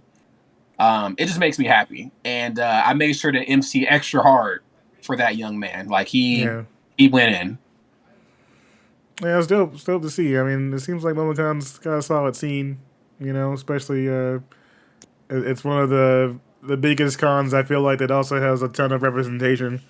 Like, I always see like a lot of major like black cosplayers and other folks attending some really cool panels and stuff like that. So it's good to see that kind of bounce back, especially in such a big hub like Atlanta. Really good to see, for sure. I'm hoping maybe one day I'll be able to go to one of those. I usually get caught up in so many, like Chicago has so many events around this time that I don't get to necessarily travel as much, down south or East Coast in comparison between like SEC and esports stuff. It's a crime that both events are on the same weekend. I know that it's not a malicious thing. It's just like we're just happen to be two very big events on the same day. But fuck, I just wish one would just move to the weekend before so I can do both. But MomoCon, of course, though, to round that all off, was a great time. I highly advise anybody that is thinking about Shacknews has a very big outreach. We touch base on all types of gamers, casual, competitive, whatever. But I highly recommend going to one of those two events. If you like fighting games a little bit more, I would highly recommend going to Combo Breaker. But if you're just looking for more of like the casual experience, I want to make sure I have more fun, more bang for my buck too. Not saying you can't do that at Combo Breaker, but MomoCon is a con. It's a convention. There's panels. There's cool people there and shit. So yeah, it's quite the experience. I know Shacknews, we've been quite the experience as well too. Then we got to talk about where people can follow and support us on, so that way we can run Rod Fest, and maybe Asif can I don't know, maybe bring back the Shack Smash event. You got to follow us here, friends. Twitch.tv/Shacknews, of course, for the latest and the greatest, and Shacknews greatness and Shacknews action. If you're feeling really froggy and you want to leap, and by all means, hit that subscribe button. A lot of cool emotes. I talk every week about it. Got the Donovan Erskine emote, Lola the Pomeranian, a.k.a. me and Danny's boss. Of course, there's an Asif emote, Blake emote. I mean, if you watch the shows throughout the week, you're going to see some familiar faces. I think there's even a Princess Toe Beans emote as well. I think that's what that cat is. So definitely hit us with the subscription. It will go a very, very long way. We got shows all throughout the week. This show typically happens on Monday, but Monday was Memorial Day. So we do this show Monday. There's an Indie-licious. There's Pop Goes to Culture. There's The Dump. There's a retail therapy show for all my collector enthusiasts. I know, Denny, you have had the pleasure of tuning in and listening to Blake and I talk about Pokemon cards for a little bit longer than we probably should. But there is definitely room for everybody here on Shacknews. All you got to do is just shoot us with a follow. Also, if you like social media, we are very, very active on Twitter. In fact, I was looking at the camera sideways because I was seeing notifications from Slack that we were getting responses to our Shacknews tweet. So definitely follow us on Twitter. We're very, very active. We're verified, but that means we're real people, right? Follow us on there. If you really like us, maybe, I don't know, follow us on Instagram as well, too. We post a lot of cool pictures. And by we, I mean this guy sitting in front of me right here, Denny Von Doom, in charge of all the social media, making sure we look as clean as ever because, hell, you just never know who's watching. Some people might want to get involved the right way, and they're like, damn, Shacknews is just a beautiful-ass organization. Let's tap in and drop some money. We also have Shack Pets. If you like animals, which all of us here on Shacknews do to some degree, whether that means we like to eat them or we like to, have them as actual pets, we got something for you. Shack Pets is free to download on the iOS store and the Android store as well. It's basically the ultimate battle for cuteness. Take your cute animal and put it against somebody else's cute animal and go head to head. If you do it enough, your points will show up because we're going to talk about that at the end of the show. But your points are going to show up and you might be able to use those as a way to win Shacknews for the day. I don't know. I'm trying to win. But I want to do it the right way. I want to actually get an actual animal. But where I live right now, I got 2 cats that aren't mine. So I don't really feel comfortable posting them. And then back at home, my roommates are anti-cats. They're like, anti-cats. Yeah, it ain't happening. So, but don't be like me. You can be a winner. I have to be a loser here. But if for those people though who had pets once upon a time, there is a commemoration portion of Shack Pets. If you just want to post your animals in memoriam, maybe they're not with you anymore, or maybe you don't want to bow, you just want to show off how cute they actually are. Got something for you there too, okay? So mess with us, man. Tap in with us here at shacknews.com. It's very, very cool, very diverse staff. A lot of cool news, a lot of awesome articles. Shacknews.com will not steer you wrong. It's literally the central hub for what makes everything great here at Shack News. If it ain't Shack, guess fucking what? It's probably going to be whack. Yeah, big moves. Also, we do have E6 coming up as well, pretty soon. So if you're interested in seeing some amazing games displayed and some awesome panels, featuring us two at some point, there might be some things coming up pretty soon about that. So keep an eye out. We'll have more announcements about the lineup for the full 3-day event, but you have over 12 hours of content each day. Look forward to, and some new reveals and such, some live music performances, and a full indie showcase. So plenty of cool stuff coming up pretty soon. Yes, we do it big over here at Shack News. We don't only just do news, man. We create it as well. We also just create a lot of really awesome and innovative ways to interact with the gaming community. There's so many people who want to get in and invest or to read up or just maybe to hang out with some of us. Well, I can't think of what better way to do it than interact with us at Shack News. We will not steer you wrong. Tons of laughs, tons of cool things to do. We got something for literally everybody. Just like this next segment here. I got some, unfortunately, after all that greatness we just did, I got some sad news. Unfortunately enough here, Dan McHugh has passed away. For those of us who don't know him, Dan McHugh was a manager at Overwatch Esports, working specifically with the Path to Pros and Competitors or Contenders branch of Overwatch. Now, I think he actually just passed away this previous weekend. Vicky, who works very closely in Overwatch, completely spaced on talking about her too. The return of Vicky Kitty, she did come back to MomoCon. She commentated, did an awesome fucking job in finals. Big shout out to her. But she needed a moment to break away, and I was like, "What's going on, man?" It's weird seeing Vicky not happy. Not saying that it's not okay to not be happy. We're human. She was upset. She said there was an untimely death. So by that means, I backed off and said, "Hey, Vicky, whenever you need to chat, we'll chat." Then I seen this post, and I'm putting it together. So Dan McHugh, of course, loved by everybody in the community, especially in the Overwatch hemisphere, unfortunately have passed away. I don't know of what, because it ain't my business. I just send my condolences and my prayers and thoughts out to the family because that sucks. It hurts. Yeah, for sure. I mean, definitely a big loss for the Overwatch community overall, but, getting that kind of news as well right before I know that a lot of the community's been getting more excited with Overwatch 2 kind of on the horizon and having the beta out there and stuff like that and getting in the hands of players. So I know that he was definitely excited to kind of see like that path grow over time. And he had a lot of respect for the community. So hopefully, I'm not sure if Overwatch has any plans for any kind of like tribute or anything like that in that regard, but definitely seems to be getting a lot of condolences and support from the community overall on social media and stuff like that. So we'll see if they acknowledge that in some way officially on the Overwatch patch for a stream or something like that. But definitely a big loss for the community overall.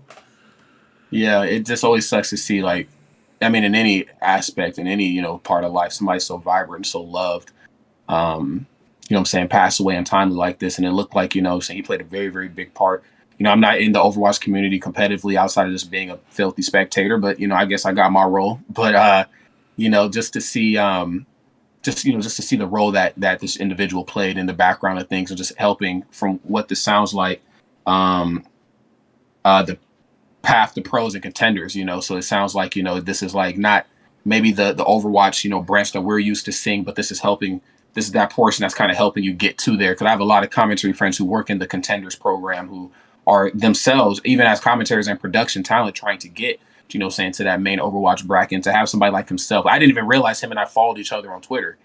We were mutual followers. And so I just, it just sucks, it just, to see somebody whose whole work in a community is helping, players and people in the community get to that next step through him. That's just always a beautiful thing to see. And he's going to be sorely missed. I wish him and I would have spoken more, but I suck at Overwatch, man. Damn it. But yeah, big shout out to him and his work. And of course, condolences to the family. It just sucks, man.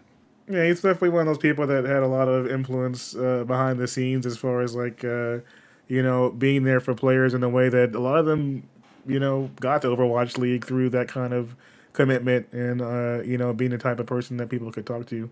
So it's definitely a huge loss in that regard. Just looking at the comments from people on the original post and stuff like that, a lot of people are bringing up, just like conversations from as far back as like 2019 and stuff like that, with him being kind of like their first interaction with someone on staff and stuff like that. So, definitely a big loss on that end. But condolences to his family, everyone else involved that he's touched, hearts of, and hopefully they do something, down the line that might show some tribute to him at some point officially. Yeah, 100%, man. Wow. Well, to our next subject, Valorant Championship Tour North America. I know we've been covering these last so many weeks. It's still going on. It's not a consecutive. They get it all done in one weekend thing. It's boom, every weekend. And the biggest story. Well, there's two stories. The first one, 100 Thieves beat Xset. I didn't want to talk about that because those are two like lifestyle brands, and I'm not want to jump down that rabbit hole. FaZe Clan though did sweep Cloud9. I know I linked it in the doc as well, but in the quotes it says FaZe started out strong with a dominant win on Cloud9's map pick a fracture.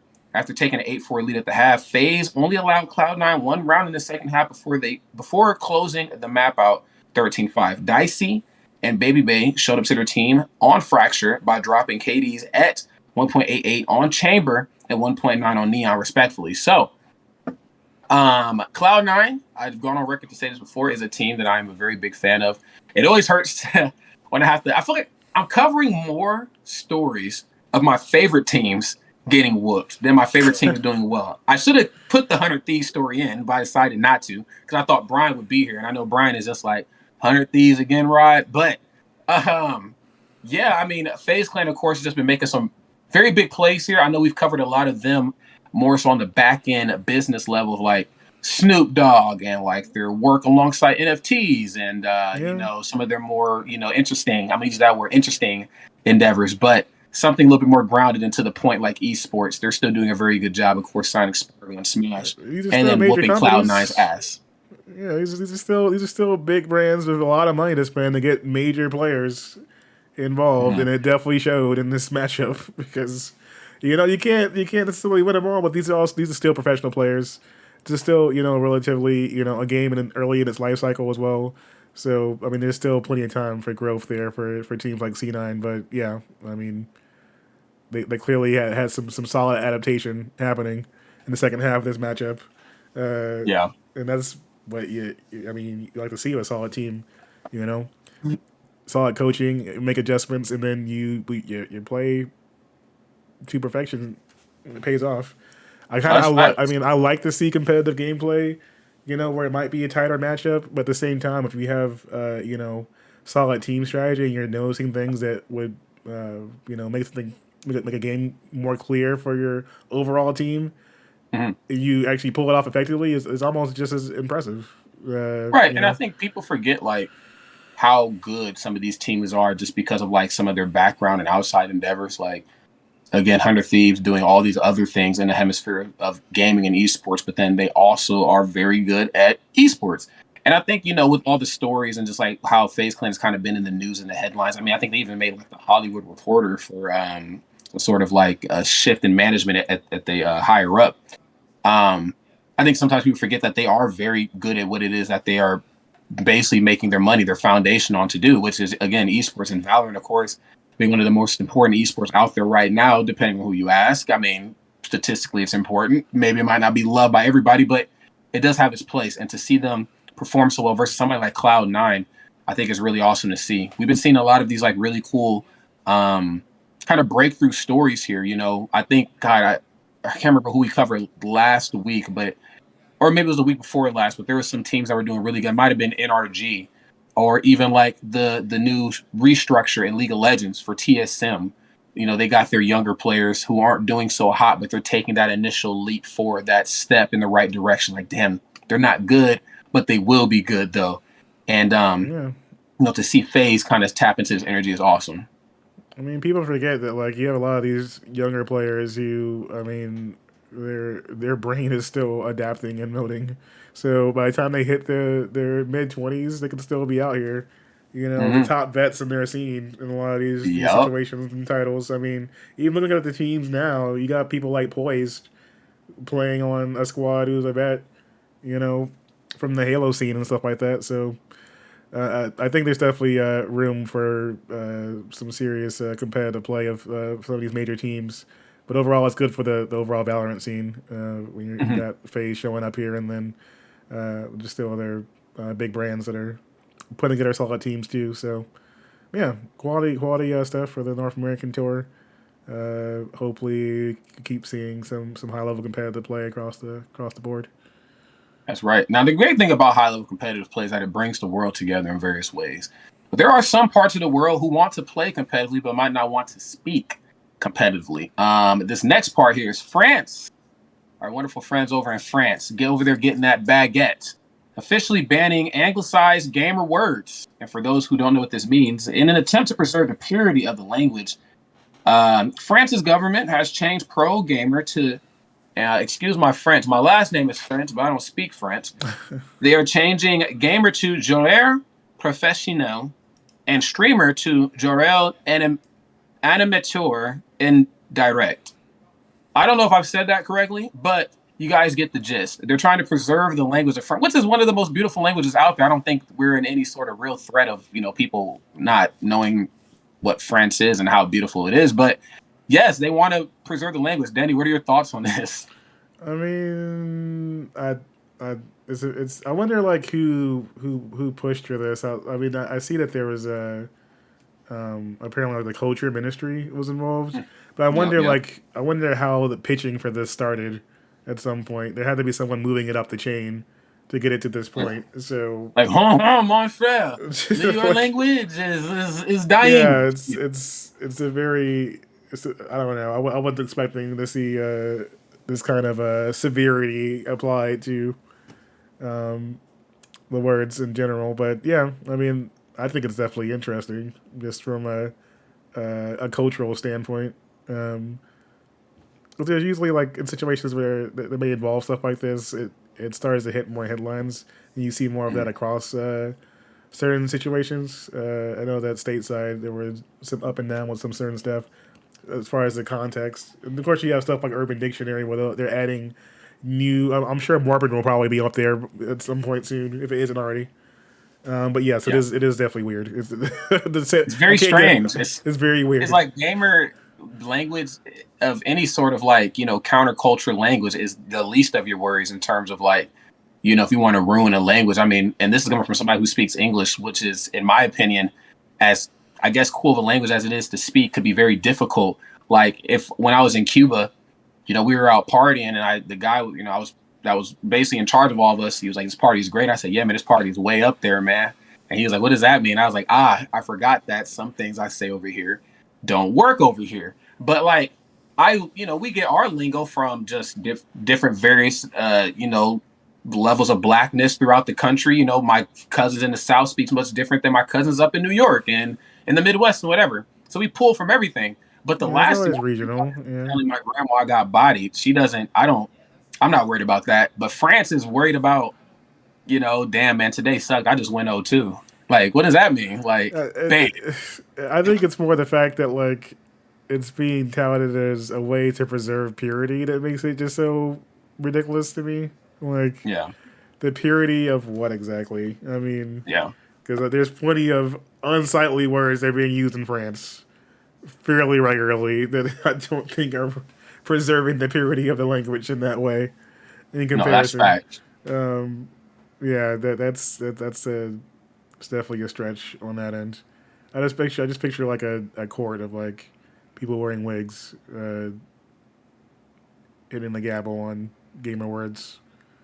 Yeah, and don't we have like, of all the things that to switch between the English language and French language, like there's words that we use that or words that they have that mean something very bad over here for us. I'm not going to say what these words are. You guys can use Google yourself. But I'm like, why don't you guys just change those words if you're so worried about gamer words, which are technically most of the gamer words that they're probably referring to in these boardroom meetings with Lumiere and fucking Alfred from fucking, Batman and shit. Like, they're predominantly English words is what the issue probably is. And I'm like, dude, like, don't you guys have your own slang, your own lingo, like your own way of, you speak? Like, I heard people from Montreal speak a much different French than people over in Paris, France. So I'm like, guys, like, this can't be serious. Like, to keep the language pure? Are you fucking kidding me? I can't put anything past France as far as seriousness goes because they've definitely been the news for other situations that are also ridiculous. So, I mean, yeah, I hope it stays in France if it ends up being a thing. It's not whatever happens purity across Anglo-Saxon countries or some other nonsense because that's what it sounds like right now. It's very nationalist energy, and not in a good way. No, that's facts, bro. Definitely keep whatever that weird shit is going on. Just keep it way over there away from us. I think I understand the idea of it, especially like maybe not understanding that gamers, for the most part, come in peace. Our language, it's not like you and I, Denny, belong to some sort of master race of gamers and we're like trying to, infiltrate other countries with our gamer words. It's just, they just happen to be words. And what's funny is too, is like code switching. Like when I'm at a tournament, I use gaming terminology. Like, damn, Denny, how'd you do? And it's just like, I did really well. I bodied everybody in bracket. Well, how'd you do? It's like, damn, Denny, I went 0-2. I went to the barbecue. I went to the 0-2 barbecue. But like, if I'm at work, or if I'm in a work meeting, like my language is much different. Well, maybe not so much anymore that I work with Shacknews. I can use gamer words. But before when I was a teacher, I had to change up the terminology a little bit. But this is just... I mean, yeah, true. But at the same time, you don't see the kind of pressure applied to sports words and stuff that people use, in sports-wise. It's also got the same kind of energy.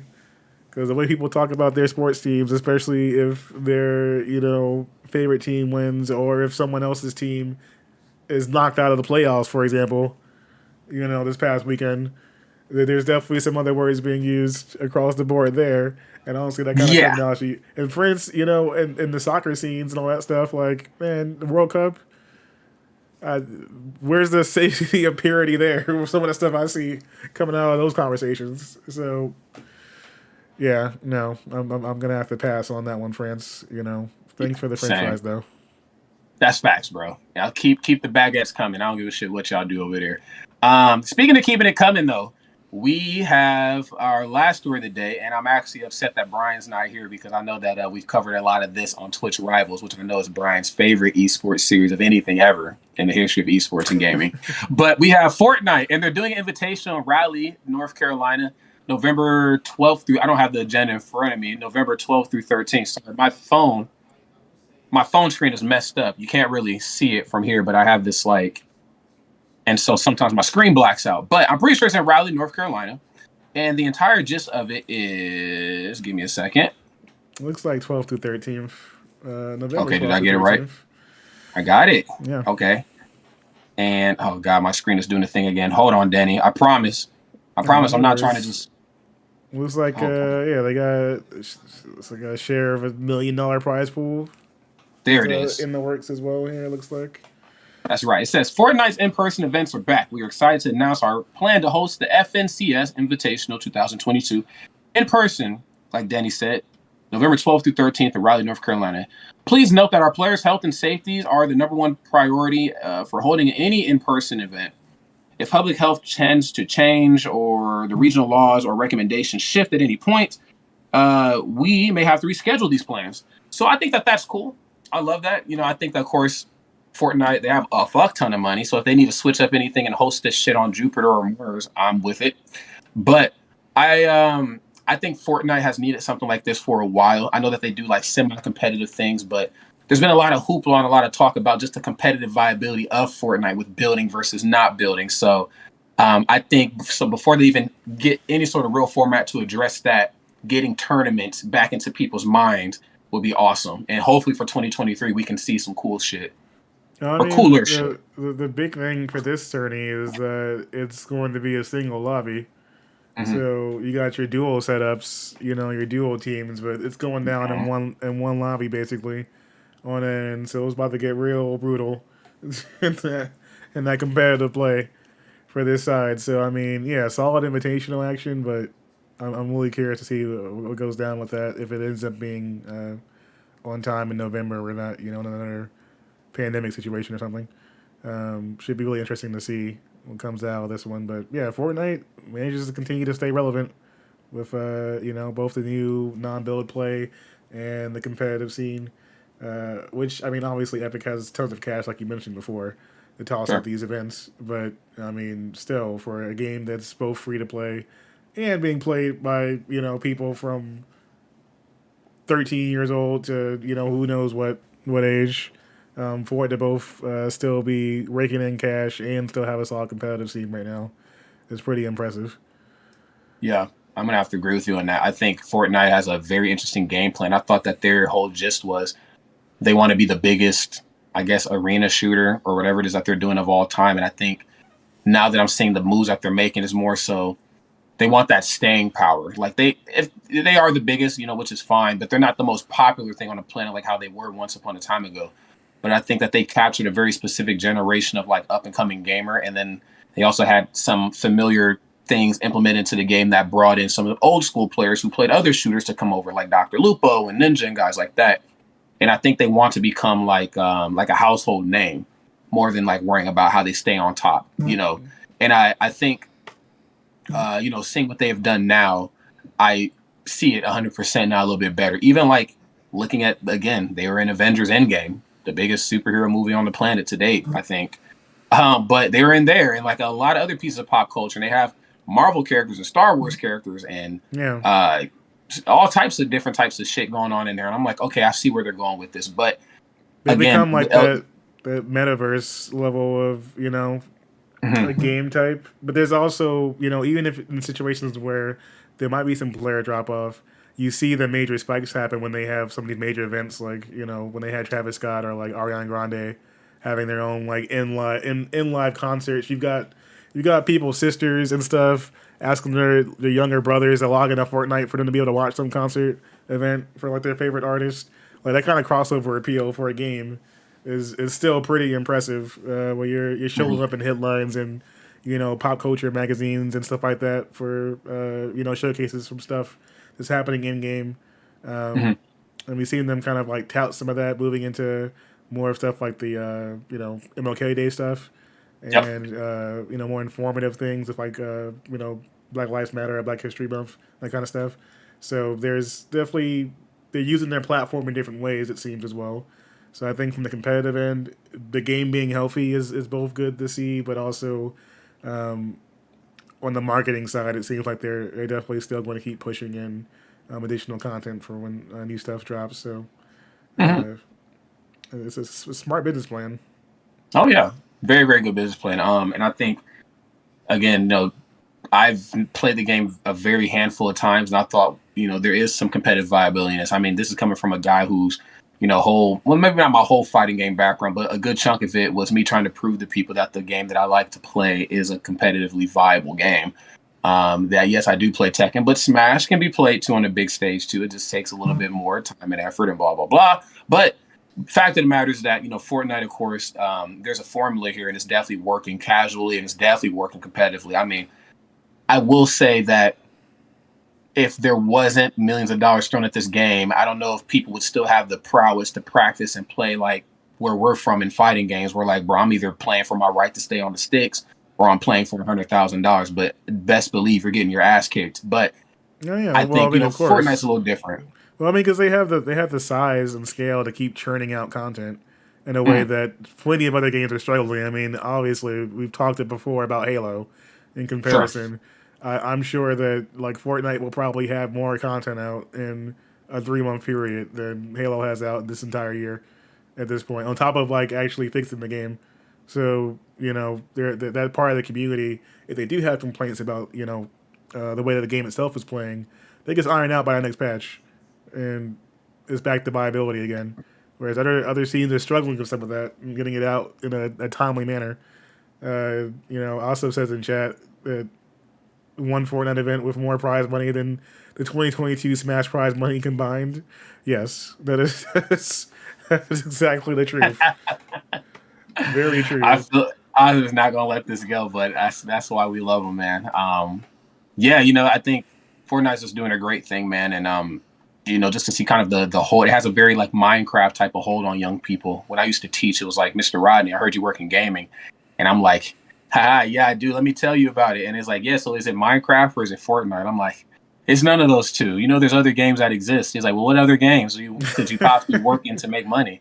I'm like, fighting games. It's like, fighting games? Like, what are you talking about? Like, Fortnite, bro. I'm like, first of all, it's not bro. And second of all, I don't play Fortnite. But, I mean, it's cost efficient, though, when all you need, the cost of entry is just having a console. I know. Fortnite being free and parents being able to say, hey, you can play your Fortnite or whatever, and I don't have to put any more money into this game if I don't need to, outside of, you trying to get some V-Bucks or whatever.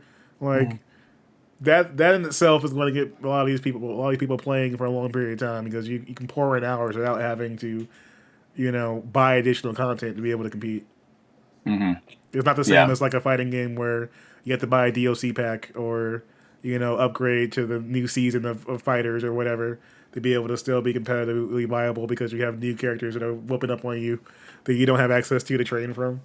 So that's actually facts. That in itself is a factor, I feel like, too. Yeah, that's very true. Very true. Well, I think that's going to conclude our esports stories here for the week, friends. But you know what that means? It's time to get into that wonderful portion of the story that we like to call Sauce Talk. Sauce Talk is something that we throw in at the end, but just because it's at the end doesn't mean it's not important. We just got to get all that boring esports stuff out the way. It's time to talk about some foods. And friends, first and foremost, let's talk about Taco Bell. Now, look, we play video games. We play video games. So Taco Bell, pizza, Mountain Dew, like these are foods that people just have heavily associated with gamers for some reason. But Taco Bell has been churning out content and information about this goddamn Mexican pizza. They've had Doja Cat, do her whole thing on it on TikTok and Twitter. They've had Dolly Parton be part of the Taco Bell musical, which has only helped push these Mexican pizzas out. But strangely enough, and mind you, this pizza hasn't been gone for very long. They have run out of pizzas. Taco Bell's running out of Mexican pizzas less than 2 weeks after the chain brought the menu item back. The chain, owned by Yum Brands, said in a statement that it's working with its restaurants and suppliers to get Mexican pizza back on this menu permanently by the fall. Demand for the pizza was 7 times higher than the last time it was on the menu. Now, friends, I'm going to tell y'all something real quick. I used to make I used to sell T-shirts back in the day. I had a clothing brand, and I still do it sort of, kind of, but not as much as I used to. Look, you want something to feel limited, all right? You only make so many of them. It worked. It looks good on yourself because you're like, hey, I sold out. Haha, look at me selling out. Like, bro, you only made 7 shirts, okay? Like, you knew this was going to happen. Or you just sell a bunch and then you just stop. That type of stuff builds marketing. It builds that it activates the crazy chip in people's brains. It's gone. It's limited. I need it, And so, yeah, I'm not buying this one bit, figuratively and quite literally, because I don't eat Taco Bell like that. But it's very interesting to see Taco Bell back in the headlines for selling out a pizza. Weird. I don't remember how much the Mexican pizza costs, but it must be at a solid price point to be getting wrecked like this. But also at the same time, strategically, I mean, Taco Bell, what are you all doing? All right, you drop this pizza 2 weeks before a long weekend when folks are going to be able to stack up on this pizza. And I think they had like a deal too, where you get like $3 off of like an order if you get a Mexican pizza and you spend more than $10, which is nothing for someone racking up at Taco Bell. Get a couple of dollar tacos, your Mexican pizza, $3 off. I don't think maybe they just didn't have as much confidence in the Mexican pizzas originally, and they're like, you know what, we offered them $3 off here in this context. We'll do pretty good, and now they ended up doing too good, and here we are 2 weeks later, and they're running out of pizzas. I mean, I just don't understand Taco Bell. Like, it almost felt like Taco Bell in the past was like, they weren't like the cool guys of like the fast food chains. Because I know it's hard to tell these days with like all these Zoomers and millennials running these companies' social medias.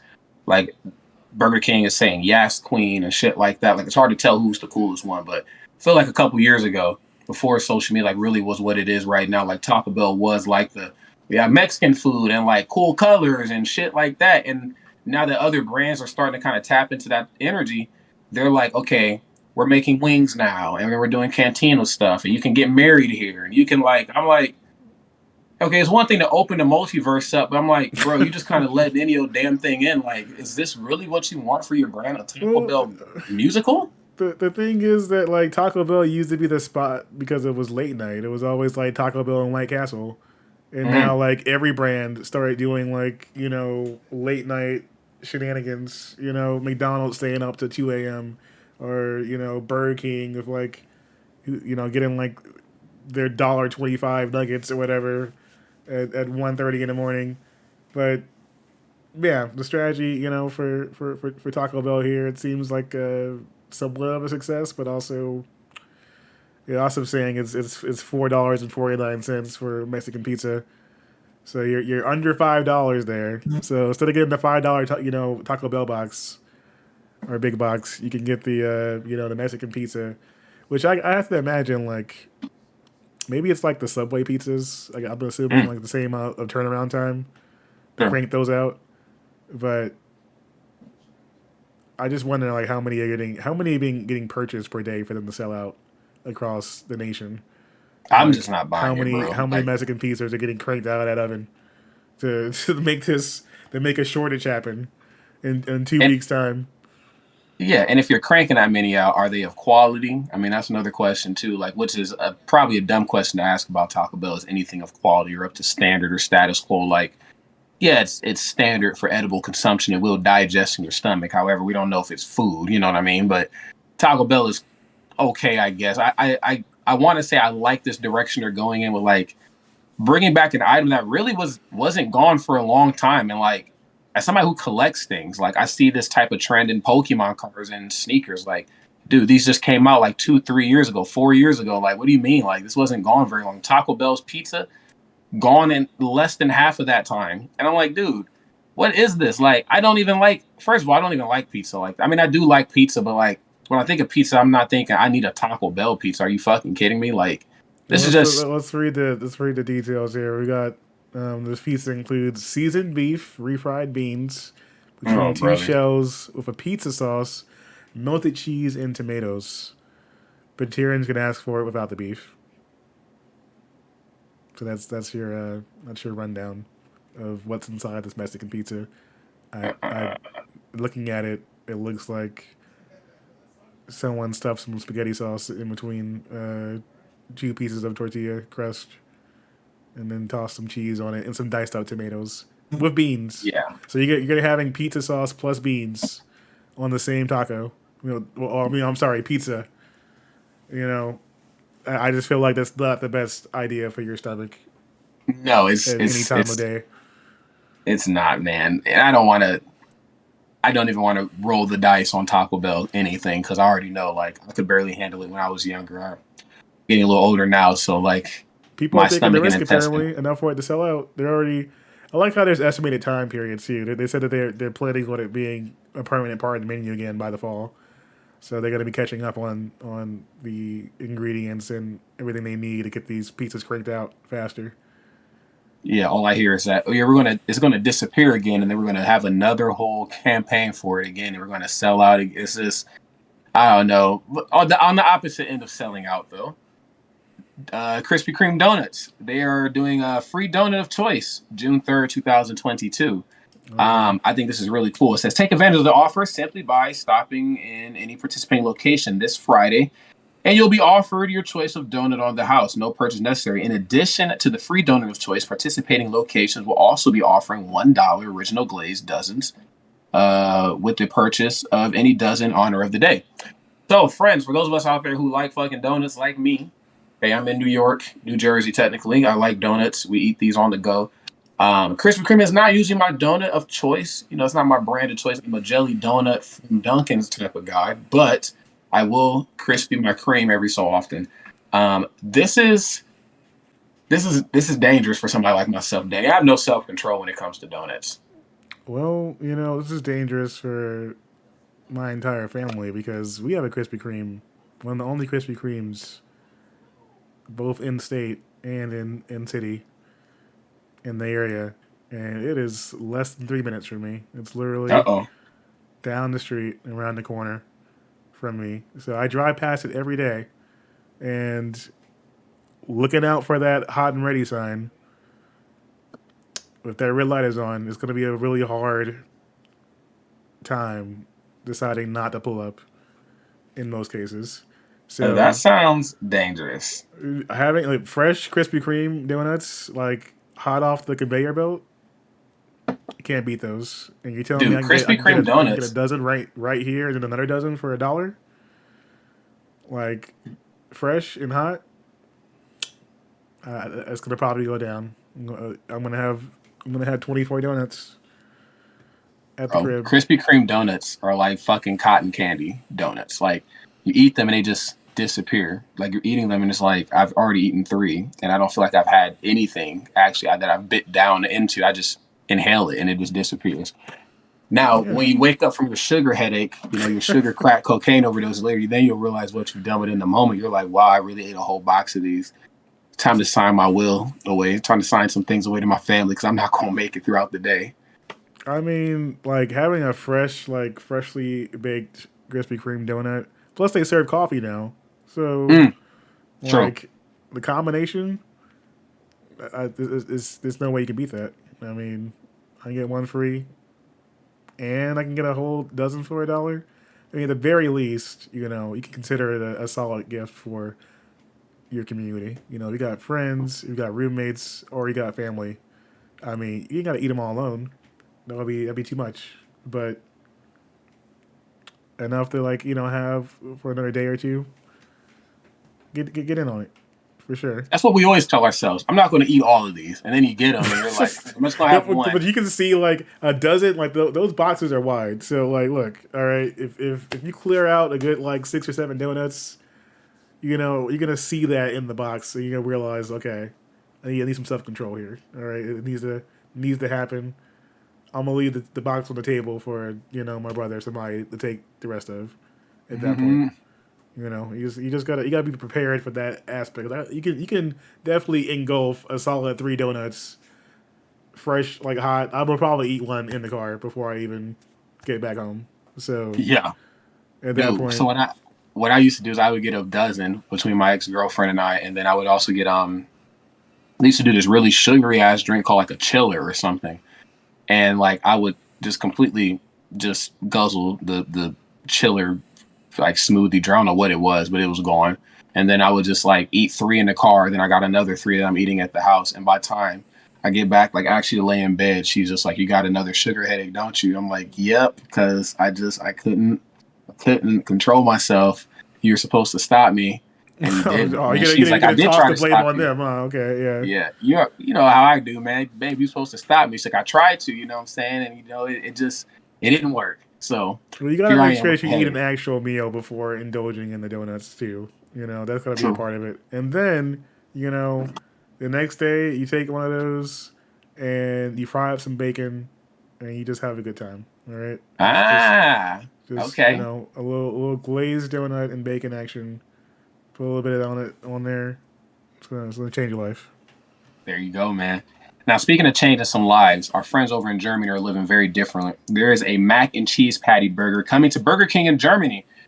It says key to the new sandwiches is a new crispy breaded macaroni and cheese patty and slightly spicy chili sauce. Macaroni and cheese lover sandwiches are available in the following 3 varieties: macaroni and cheese lover beef, a flame grilled beef patty, lettuce, roasted onions, plus a crispy breaded macaroni and cheese patty with ketchup and slightly spicy chili sauce.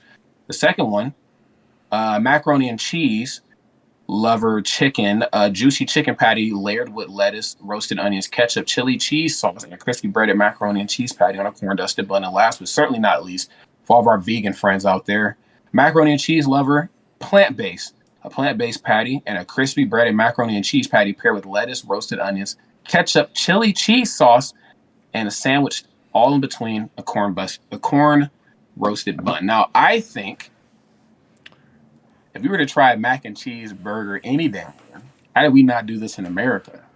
This should have been the one we did. They could have whatever the fuck they're eating over there. That one should have went to us, Denny. And I know y'all don't like Burger King. I know y'all don't like Burger King. It's not even about me not liking Burger King. This here is like someone should be locked up for this. Okay, let me just. All right, you need to get them out of here. All right, do you not see like what is that on the bottom of that burger? Like, is that supposed to be a mixture of cheese sauce there that's happening?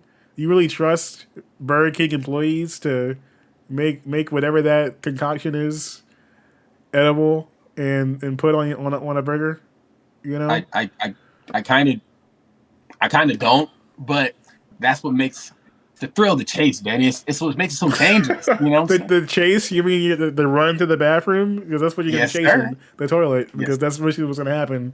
Eating macaroni and cheese lover burgers with stuffed. I mean, I appreciate them having a plant-based option. All right, that's Yes. nice of them. That's But right. This here looks like a good way to make sure that people don't go to Burger King anytime soon. Well, okay, so I think it is Burger King, and we know what we're getting when it comes to of course, the whole sauce talk thing is about like the quality of food. So when it comes to Burger King, we know that quality of food is a little subpar there. Okay, I think the best thing I've had there in the last 5 years, and I've talked about it on numerous episodes, but it's the pretzel bun burger. That shit was some crack cocaine, and I hope they don't ever bring that back because that had me in these streets moving different, or it was really bad. But I think when it comes to a macaroni and cheese type burger, I would like to see this done by like a Red Robin or like a Five Guys or like some sort. I mean, I'll even take Denny. Listen, man, I'll take Applebee's. God damn it, I'll take Sonic. Okay, you know, I'll do you one better, man. I'll take y'all got Hy-Vee out there in Chicago. All right, Do I'll not take have a Hy-Vee. That was the closest Hy-Vee you will find would be St. Louis. okay, I'll take a Walmart burger before I took a Burger King mac and cheese burger. Something's just a little weird about this. I do think it's a good concept, but it's just weird. Is This it a is good weird concept behavior. though? Because when I'm thinking about what's happening here, it's not just the cheese. They're gonna have actual noodle products inside of this patty, so that means that we're cooking the macaroni inside of the patty, and then we're putting it on top of beef and adding in some kind of cheese sauce product, and then lettuce. Because I certainly enjoy a little lettuce in my mac and cheese. Clearly, you know, Huh? so I'm sure that combination is going to taste delicious, stacked in between two, beef patties. I think that's clearly there's no way that can go wrong. Of course, or be Oh, overcooked. You know, That sounds great, especially since we always get our food hot as well. You know, if you're ordering off of DoorDash or Uber Eats or whatever, you know, I'm sure that the you know, lukewarm mac and cheese charbroiled beef patty sandwich with cheese sauce products and lettuce is going to be delicious 20 minutes after leaving the drive-thru. And Dave, I didn't know any better. I say you're being sarcastic here, man. like I feel like, you know, there's just a chance that may not be the best meal for most people in that situation. And then imagine like you got like some fries to go with your mac and cheese sandwich too. So you're just, you know, mixing and mashing between those two, you know, your relative sauces. And knowing the people that would buy this, they probably would apply some kind of mayonnaise or like, you know, barbecue sauce or something on it too at the end of the day. So it would be a whole lot going down for sure. Back me up, Asif. Back me up. Oh, hell no. So this is in Germany, right? Yeah. Thankfully, just in Germany for now. I mean, I Googled what diarrhea was in German. It's Durchfall. And I think Durchfall might be a good like subcategory for sauce talk whenever we talk about Burger King. Because I look at this, it looks like they put Durchfall on 2 pieces of bread. Yes, no, it does. It does look just like that. You know, not like this. They found some. Like they found this, some man. baby diapers. You didn't think I was gonna run in with the steel chair and not hit you on the head? Like, come on, that's what I do. We need to get like a Durchfall stamp to just put on the entire stream. Just stab it on there. This is a bad idea. I like how they have like the little like noodles like on the platform too, like next to the sandwich. Like that's gonna be appealing.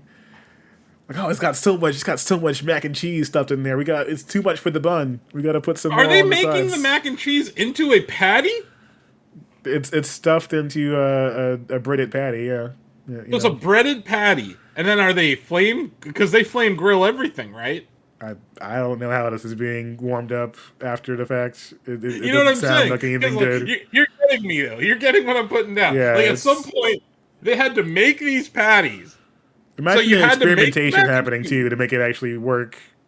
What had to go into this? You make the mac and cheese, and then you made the patty, and then you froze the patty, and then you have to fry the patty, or do you have to flame grill it?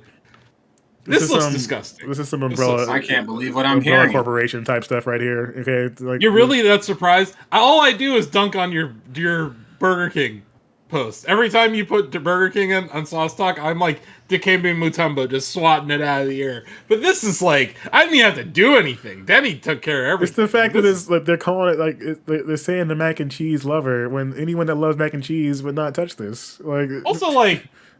To Rod's point, this is definitely a product they should have tried in America because, like, mac and cheese is American as hell. Like, This is weird that they're doing this over in Germany. I guess, like, cheese, people like cheese over there. I feel like there was some kind of USDA situation and they couldn't get it approved here, and so we ended up in Germany instead. And they're like, okay, we can't take an entire loss on the R&D department we spent on experimenting enough to get this made. So we have to make this happen somewhere. They're like, at this point. Germany doesn't care. Let's do it over there. Yeah, that's weird. Because look, they have some very rich food over there. Like they're not afraid to have very greasy or fatty meats. You know, hamburgers were invented over there, so why not experiment? Yeah. I guess Hamburg was there, but I don't know. This is weird. And the idea of putting lettuce on top of a macaroni. I feel sick thinking about it. Because it's going to already be, like, wet and soggy after the fact, too. Yeah. It's like... Oh, wait, hold on. I forgot about the fact... Okay, hold on. Spicy chili cheese sauce. All right? Spicy chili cheese sauce, lettuce, roasted onions with ketchup is the go-to for this sandwich, apparently. That's all wrapped up in there. Right. Minus the ketchup, I feel like this is pretty. I eat on a corn dusted bun. What does that even mean? Corn dusted? What that like cornmeal or like what are we talking about here? Look, the less you know, buddy, the better. What the hell is the dust? Like why is it just dust? Corn dusted. This is very sus. The whole thing. I don't trust it at all. Are you going to Germany anytime soon, Rod? You got any? No, I don't even. Tournaments over there. I don't even know if they got a scene over. Oh no, they do have a scene. Of course they have a scene. I'm not going though. I want to. I have a feeling that this is going to be the start of that Netflix show, that Netflix Resident Evil show. They're gonna have a scene with them in Germany. This is just unleashing secret umbrella corporation project. This was just a way to spread whatever. Yeah, it goes from Germany to like UK, and then they show up in London. I see these 3 different burgers in the shot. Is one of these just mac and cheese? Is it just 2 mac and cheese? They're calling it plant based. There's no meat in the mac and cheese one without the patties. So they're saying there's a plant based option. Oh wait, you can just get the. Is cheese? We're just gonna call cheese plant based? I mean, I'm pretty sure that comes from a cow. Burger King is saying that that's what they're calling it here. When did cheese become plant based? Asif, are you looking like Asif? You're assuming that it's real cheese? You think there's real cheese in this? My bad. It's like the corn dust. My bad. Yes, this is clearly cheese products. Okay, cheese. Okay. Cheese substitute here. My bad for assuming they actually used real products in their food. Because to get that wizardry to work in the side of that patty, I'm pretty sure they were like. That one on the left, that is the supposed plant-based mac and cheese. Yeah, you see, it's got double the cheese action going on there. You got double the patties. Double the patties. Yeah, but give you more. He said the patties were more of that chili flavor as well. Get more of that in there. Couldn't there have been anything else, like in their R&D factory or like their facility? Was there nothing better than this that they could have tried out? They probably had to, it's probably a situation where someone high up the chain really enjoys mac and cheese, and they just forced it upon like the department. Like the head of Burger King Germany was like, "I love mac and cheese. We're doing this. I don't care if anyone hates it." You finally want to get this on the menu, and they're like, "Oh, okay. Well, we can just put together a mac and cheese bowl. We can add on the menu." And they're like, "No, it's not far enough. All right, I need mac and cheese in a patty on a sandwich now. All right, we need esports shows to talk about this thing. regular mac and cheese. That's not no. Popeyes does because that they know. Okay, we got to get past that. Man over in America named Rodney that will cover this. No, Popeyes has like legit mac and cheese though. Oh yeah, that's what I'm saying. They're like we can't compete with that. Okay, so we're not gonna go that route. All right, but we can take something else and stuff it into a patty and then call it plant based. Most of the time, like it feels like Taco Bell and KFC, when they experiment, it's like a product that people may want. Whereas this just looks terrible. I know Rodney wants it because he just loves Burger King for some reason. I mean, how shocked would you be if this ended up like the Mexican pizza and it's just sold out? I guess I wouldn't be that shocked, man. Based on the tastes of modern society, I wouldn't be that surprised. People say Top Gun Maverick's good.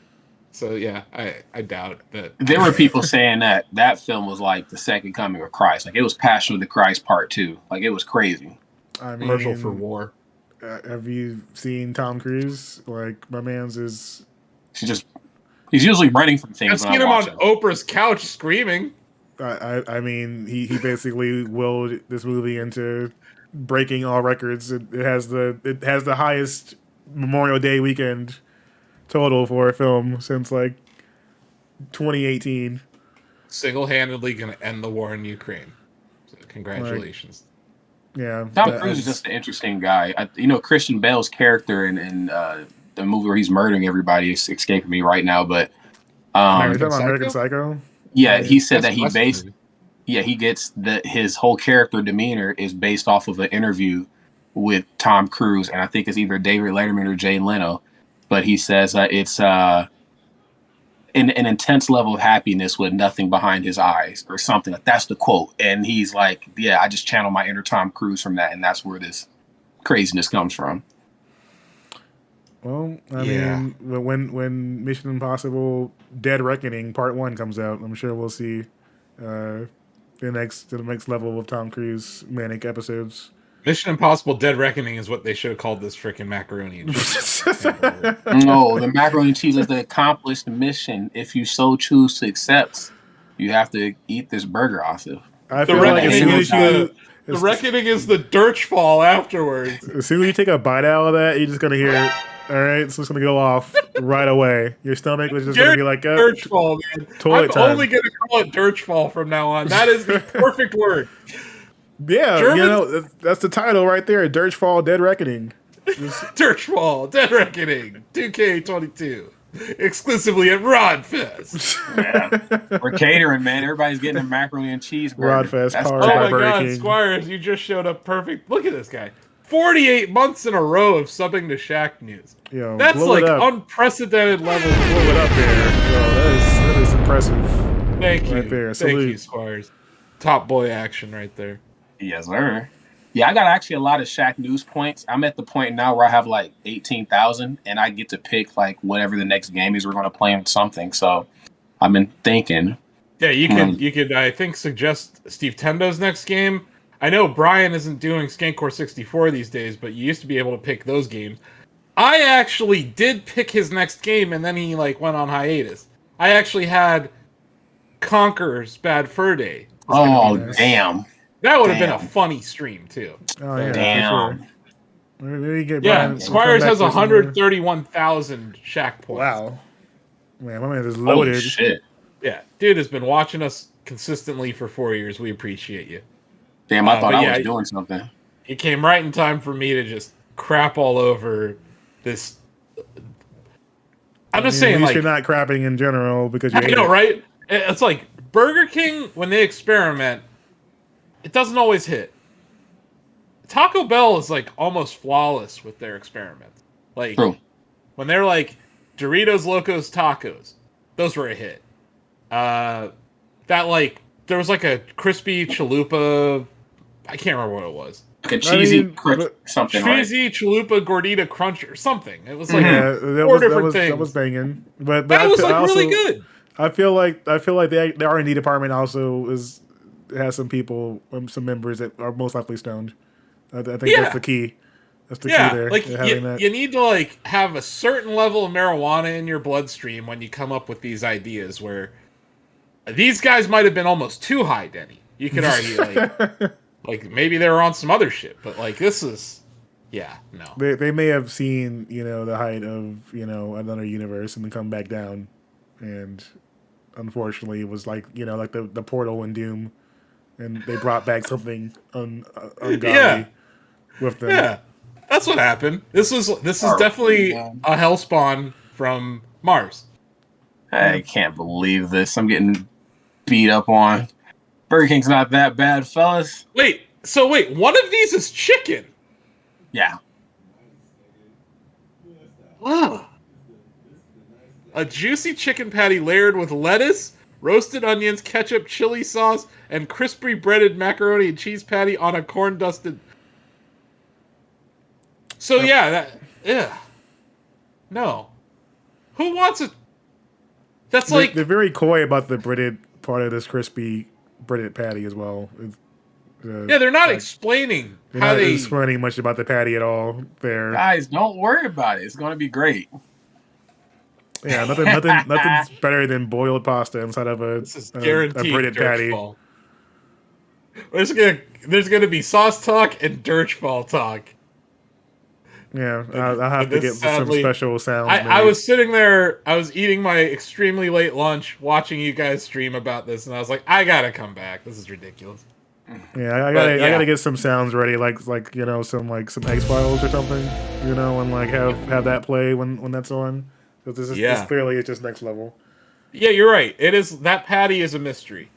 It's probably as confusing as the bees in X-Files. Enigma, if anyone remembers the bees from X-Files. Yes, I do remember that. Oh, damn. Yeah. Can we do Cortex Corner real quick? Yeah. We can without the Cortex Corner. Because I can talk about it. I built these things. So we built this thing over at Shacknews a couple of years ago called the Shacknews Cortex. It's a user-generated content platform. You can write your own articles. No one really does that outside of our staff and maybe one dude last weekend. Shout out to that guy.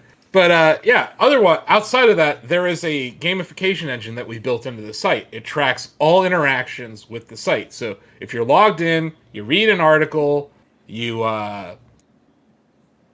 post an article in the Cortex, you post to the chatty, which is our forum, you reply to a thread in the chatty, you tag a thread in the chatty. There's all sorts of ways to get points, including Shack Pets, which is our first official app. It's a pet social network that's actually adding some really cool features that may get announced during E6, I'm just saying. But yeah, it was a pretty predictable outcome. 8 Mikey won for the week. I will say that it was not the usual runaway. 8 Mikey actually won at the beginning of the week last week. He won on the 22nd, the 23rd, the 24th. Our own Morgan Shaver won on the 25th and the 26th. 8 Mikey won on the 27th, though, which kind of supports my whole theory that he has figured out the meta where he floods the platform with challenges on Friday night and then floods the platform voting for his pets on Saturday night. So he did that Zerg rush again, and it did work. Powerful strats, yeah. It did work. Like he made, it was like 13,900 points on the 27th. Also, it was a holiday weekend. Morgan won on the 28th. But yeah, like you just can't stop Mikey. He keeps winning, and it was by a lot. He put up 285,983 points last week. Second place was Morgan with 137,895. Axeman 808 won the chatty last week with 9,887 points. If you're not following Axeman on the chatty, he's got tremendous taste in music. Even though he likes the 808 machine, I tend to be more of a 909 guy. You know, we can come together in peace in our love of Roland machines in general. There you go. Yeah, our pets, I don't know if you know him from the chat, Tilted Tom came in third with his lovely dog, Beffrey Jesus. I was in fourth place last week. I actually won yesterday. I wasn't even trying to win. I was just... I've been... I feel bad when I see like a pet matchup wasn't voted on. So I kind of like, I view myself as like, hey, I can just at least vote. So I voted last night, and I also issued a lot of challenges. Yeah. I'm testing a build of the app that no one else has right now. So some days where I'm doing that, I may win or I may place higher. But I'm not trying to win. If I was, I would win. Because I know everything about this gamification engine. But yeah, we are looking at maybe some buffs for certain aspects of the gamification engine. You know how games are, right? They buff things where they want you to do them, right? So I may have mentioned earlier how we don't have that many articles written. There's your hint. 808 kit is okay, but the toms are different sounds. No, I feel you. I know a way to beat 8 Mikey. I know this burger place in Germany. You just got to send them some burgers, man. Hey, buddy, try this. Send him the macaroni cheeseburger? I sent it to the macaroni death. 19 months in a row for Axeman 808. We appreciate it, buddy. Yo, Axeman. But yeah, it was, I saw Denny, you were up on the, you were in the top 10 this week. Yeah, Yusuke is showing up. Seen the puppy in latest pets. I've actually challenged your dog recently. Yeah, we got some. I got some strats planned. All right, we did some time in the park, and I got some quality shots. It's this weird balance. Like you have to upload the photos, right? You have to challenge other people so that you show up on the vote screen, and then you gotta vote for your pet. Because if you don't vote for your pet and you lose, that's I think that's 420 points that you just don't get. So there's I think you get 50 points for swiping, to challenge or swiping to vote. You get 420 points for winning. So getting your friends to vote for your pet or voting for your pet yourself, very important on the platform. It's obviously hard when there's hundreds or thousands of votes any given day, but it's definitely tempered down a little bit. Like we have our core group of users who are playing it a lot. There's definitely cyclicality to the use of the app. where you see people using it on the weekend more, when they're around their pets. Maybe they're working, or maybe people work from home, so you see them use it more during the week. Or when something horrific happens, like a mass shooting, people may not use it that day, but then the next day we saw a huge spike in usership. So like, it's like one of these things, like we're never going to be out there trying to promote our app when something terrible happens. Yeah. But just watching how people use our app, it's definitely become a place that people like to go to avoid some of the discussion about terrible things. Because, there are no comments. It's just pictures of pets. Real simple. There's been a lot of studies shown that looking at animal pictures can help people with anxiety, people with PTSD, people with blood pressure problems. Like, there are actual physiological and psychological benefits. I'm not saying to using our app, but to looking at cute animal pictures every day.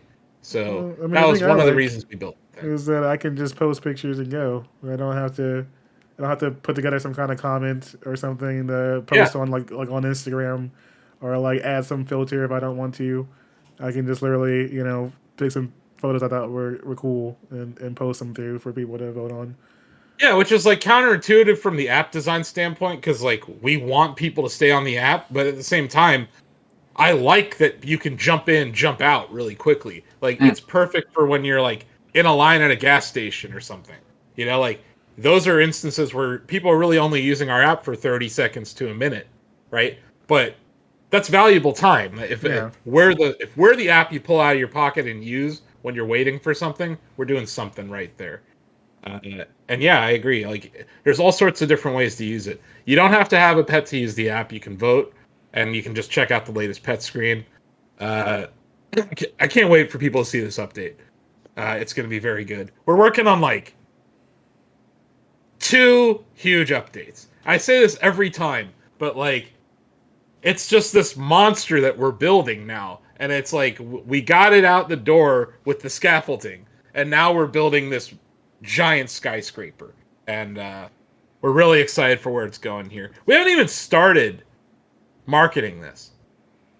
Like the fact that it's got its own meta, it has users, there's a champion, right? Like we have our MKLeo, it's 8 Mikey.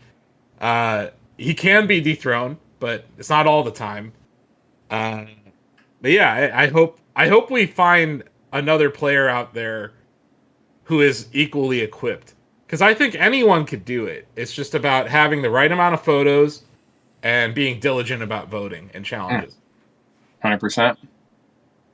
For sure. But yeah, Shack Pets. It's free. iOS, Android. And Shack Pets is the official sponsor of Shacknews E6. Indeed. And Rodfest, too. Oh, shit. Shack Pets is sponsoring Rodfest, too? Damn. Yeah, Lola and I, we had a meeting without you. Oh, really? Yeah, I don't know about that. You might want to call her up because she's been reading your anti-dog rhetoric for the past few weeks. Yeah, man. I just happen to like cats, man. Dogs are okay. Some are cuter than others. Lola's a very cat-like dog. You have to understand this. Her cuteness transcends species, Rod. Lola's a very cute dog. Over 9,000 wins on Shack Pets. Yeah, she's clearly the queen of the ring right now. And creative director on the app. She's a very cute dog. I cannot deny that. I do like little dogs. She's the first dog to ever be named CEO of a video game website. Like, got a lot on first dog to ever be elected chair pet of the board of a video game website at E3. Like, yeah, her resume is quite impressive, Rod. Is all pretty impressive. I mean, I'm not gonna lie. Once again, her legend will transcend this whole cat versus dog argument. I mean, I feel like, obviously I'm biased, but dogs are pretty amazing, so I know. Rod's opinions are just can't agree with that, buddy. Yeah, I will never say that. I try to. You'll notice I'll never say dogs better than cats or whatever. I have my opinions on the matter. I feel like that's what sucks about the app is that it devolves into that argument all the time. And I'm just like, I am working on features for this app to prevent that from happening. That's all I'll say. Like, there are things coming to the app where if you never want to see a dog, you won't. You just won't. You can push a couple buttons, you won't see any dogs. I like my daily doses of dogs, on Instagram. But the point is optionality, Rod. So if you're like, just want to see cats. If you have a kid who loves cats but doesn't want to see anything else, you can just push the cat button, hand them latest pets, and they're good to go. You know what I mean? So like, I think that's, I want to give people that optionality, and then also like the dynamics it'll change on the challenge screen, for instance. If it, you're allowed 10 challenges per picture per day, right? So if I can filter my challenge feed to only be dogs, then my dog challenging another dog, it's apples versus apples now. Whereas right now, I have to freaking challenge Greg's kitten picture of Sadie, which is really OP. I don't know if anyone's seen it. It's ridiculous. I think I used that for some promo earlier. It's definitely kind of ridiculously cute. So, like, there's going to be a way to dodge some people, or, and I don't want to spoil everything, but yeah, there's some features coming to the app that I think will address some of that. It's not going to force you to do anything. You could always look at anything you want, but it's not going to be as confrontational as it is right now. Because I do think, even at E3 2018, where we had that booth where there was a pet election, the people... They boiled it down to dogs versus cats. And I was like, that's not what this is about. This is about electing Lola. Right? Like, they didn't get that. Yeah. So, but yeah, it did become cats versus dogs. You can go back, like, on Twitter. There's this dude. There's, like, some Russian guy. And he's, like, standing in front of our booth with his thumbs up saying, I vote for cats. Fuck. Wow. I was just like, no, that's not what we're talking about. So we're like, it's 4 years later, which I think is kind of funny. Like, I literally created Shack Pets for our booth. Like, we just didn't have an app. It was literally, you dropped marbles into a bucket. But you were voting for which pets were cuter then. So yeah, 4 years later, here we are sponsoring E6 because E3 is super dead. Holy crap. Yeah. E3 is kind of cooked a lot longer and harder than that macaroni and cheeseburger. Like, it's cooked. It's done. E3 is definitely Dirtfall. I mean, if anything could bring E3 back, it would be this demonic food that we just saw. I don't know if anything it would reach down into the depths of hell. I don't want to derail us much, but if you saw Jeff Keighley's like promotional thing of all the companies working for Summer of Jeff, they've got everything. I don't know how the ESA ever comes back. Yeah, he basically consumed what was left of that corpse. It's like the Infinity Gauntlet. Like, he has everything except for Nintendo. He's missing the Nintendo Emerald. Yeah, he's gonna get it.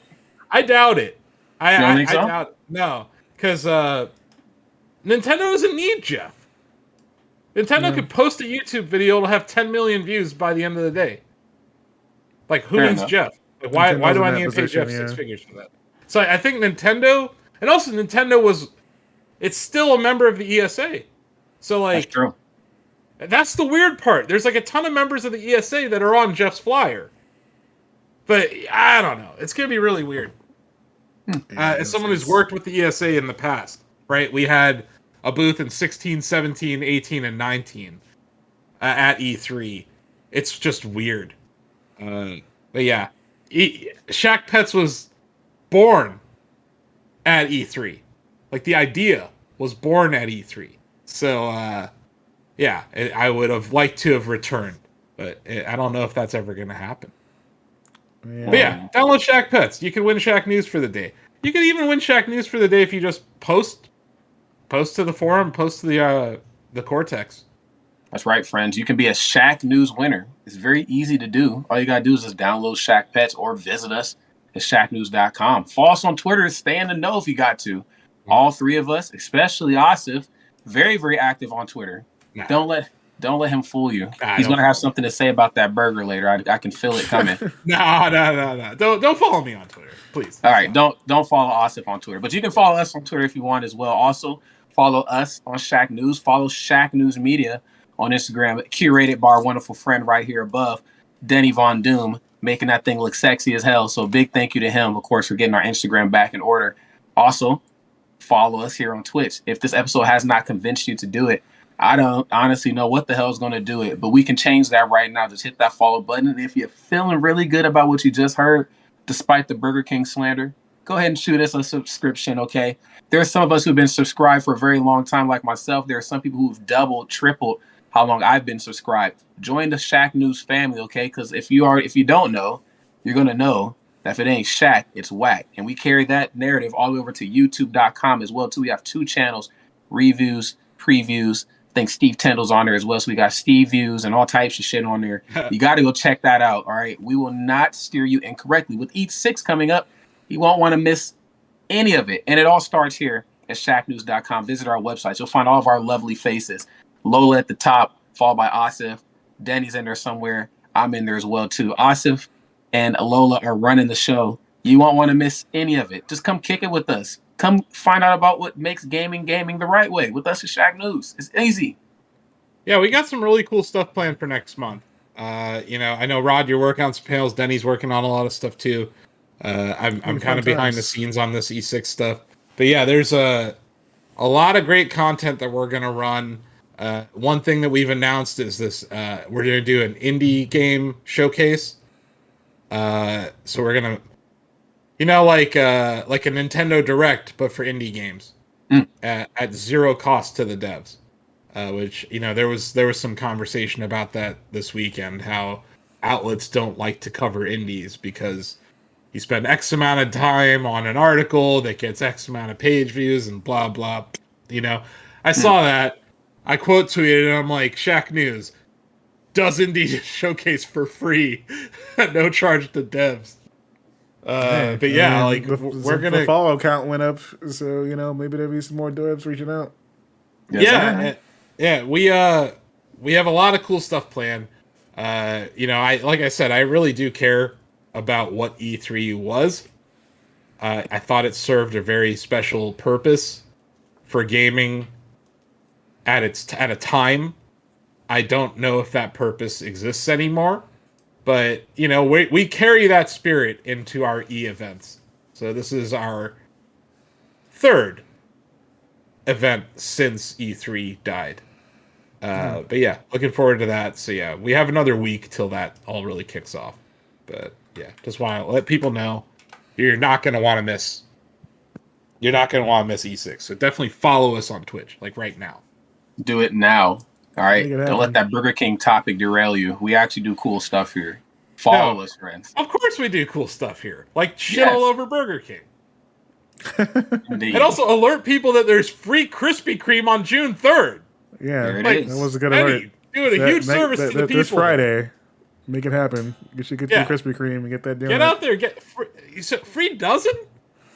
We gotta get that action going. A free dozen, and then the second dozen's $1. You're gonna be on point. Get your get some exercise in though. Before you eat like 24 donuts. Like move some cardio, something going.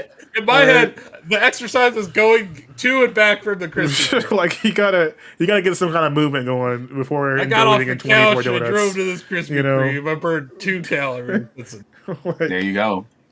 Yeah, that's a good point, Denny. We don't want people to be unhealthy, but that's a mighty fine deal. It's probably the best job for in a long time. Or bring it into work if your work made you go back to work. That's true. I mean, you're trying to share the wealth a little bit, but if you have a Krispy Kreme near enough to you, like, and that hot and ready sign is on, it's danger. Yeah, danger. Let me just see how close the nearest Krispy Kreme is. Akron.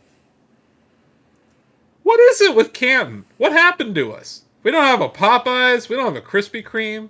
We have 15 Dunkin' Donuts.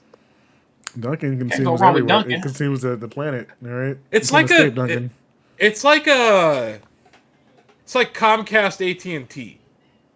It's like if you're a Dunkin' town, there's like no Krispy Kremes. Yeah, it's very competitive. They especially in a major city. Whatever is left is also like you have your Starbucks and they just. Yeah, I mean Starbucks and Dunkin' are like in a street war right now. It's like, and Dunkin's winning because it's way cheaper in my opinion. Yeah, it's better. And they're open 24 hours. Oh, yeah. I mean, you can't beat that at all. Like, that late night itch you get, I know where I'm going. Yep. Yeah. But cool. That's it. We did the show. Thank you all for joining us. The show's super easy when you just leave for half of it. Yo. Damn. I wasn't ready for the shots, you know. That's the old way. Should be left in the past. All right, we're gonna get out of here. All right, let's just slide through. Get out of here for a night. But thank you all for joining us for the show. You know, hopefully you enjoyed both all the esports news from this past weekend, and of course the terrible burger that we saw that burger on screen. It'll haunt me. Yeah, those are nightmares Rod, in the making. Man. How are you? Like, you seem pretty fit.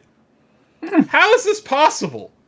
I don't know. It's running Is through that so like an quickly. amazing metabolism or something? Or I was working out a lot more a couple months ago, but I just I don't know. And what's funny is my dad is not like a super skinny guy. I mean, he is, but he works out, and my mom's my mom, you know. So I don't get it, but maybe I'm just lucky. I don't know.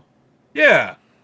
Or like you're just 10 years younger from when the metabolism wall is hit, and then you know when it hits. It definitely happens. You're still young. You're young enough, I think, is what's going on here. Because once you're my age, you can't fuck with these fucking Burger King mac and cheese burgers. They'll fucking kill me. But salute to everybody that did come through for the stream today. We appreciate you. Give everybody a round of applause. Yes, thank you. We appreciate your support. And sorry, this was on a Tuesday. I know we normally run on a Monday. This is why Brian wasn't here today. He's usually here on Mondays. But, we wanted to honor everyone on Memorial Day. That's a holiday that deserves recognition. People who have given the ultimate price in defending this country and our freedom. So, yeah, we took Memorial Day off across Shacknews, and but we thought, so much happened in esports this weekend that you guys had to cover it. So appreciate you guys coming in. Huge day, of course, a huge weekend for sure. Not even I knew I couldn't miss talking about Combo Breaker and MomoCon, and then the the Fortnite thing at the end. I was like, yep, it's too many good stories. We can't ignore these three. Yeah, Panda Cup wouldn't have hit the same if we did it next week. Oh, and forget duh. Well, you know what? We should probably hit Panda Cup again next week. I mean, are they even hitting themselves next week? We'll have to see if there's any. I mean, like CEO is on that list, so we'll see what they start. Yeah, maybe around CEO we can revisit it. Yeah. It was just the revelation that there are 3 tournaments that are Smash World Tour and Panda Cup events. Like, that's really someone needs to get some clown makeup for these events, man, because what? Yeah, but the good news is that we did see, Tekken World Cup or Tour. Hell yeah, so Tekken World Tour and Arslan Ash won. All is right in the world. All the action is. We got a Pakistani player on top of the world right now. Like X-Man is saying, like, check out the VODs. They're Combo Breaker is excellent at keeping VODs for top 8s and stuff like that as well for each different tournament individually. So, I need to go back and catch some more of that Bloody Roar. All right, I'm sure. It's going to be on one of those VOD tapes. If you want to see some high level Bloody War tournament play, like, wait for it to hit the VODs on Combo Breaker's YouTube channel. Hell yeah! That's right. Awesome. Well, friends, with that in mind, we're going to get the hell up out of here. This concludes episode 134. Be sure to be here next week. Not the same time. We're going to start at normal time next Monday at 6. Monday at 6. That's right. Today was a little different, like Boss Man said. We just wanted to make sure we can still give you that wide world, feel on a Tuesday. And I think we did it pretty well. So with that in mind, we're about to get up out of here, y'all. Peace. Yep. Peace. You'll see Brian next week, hopefully. Not me. Bye.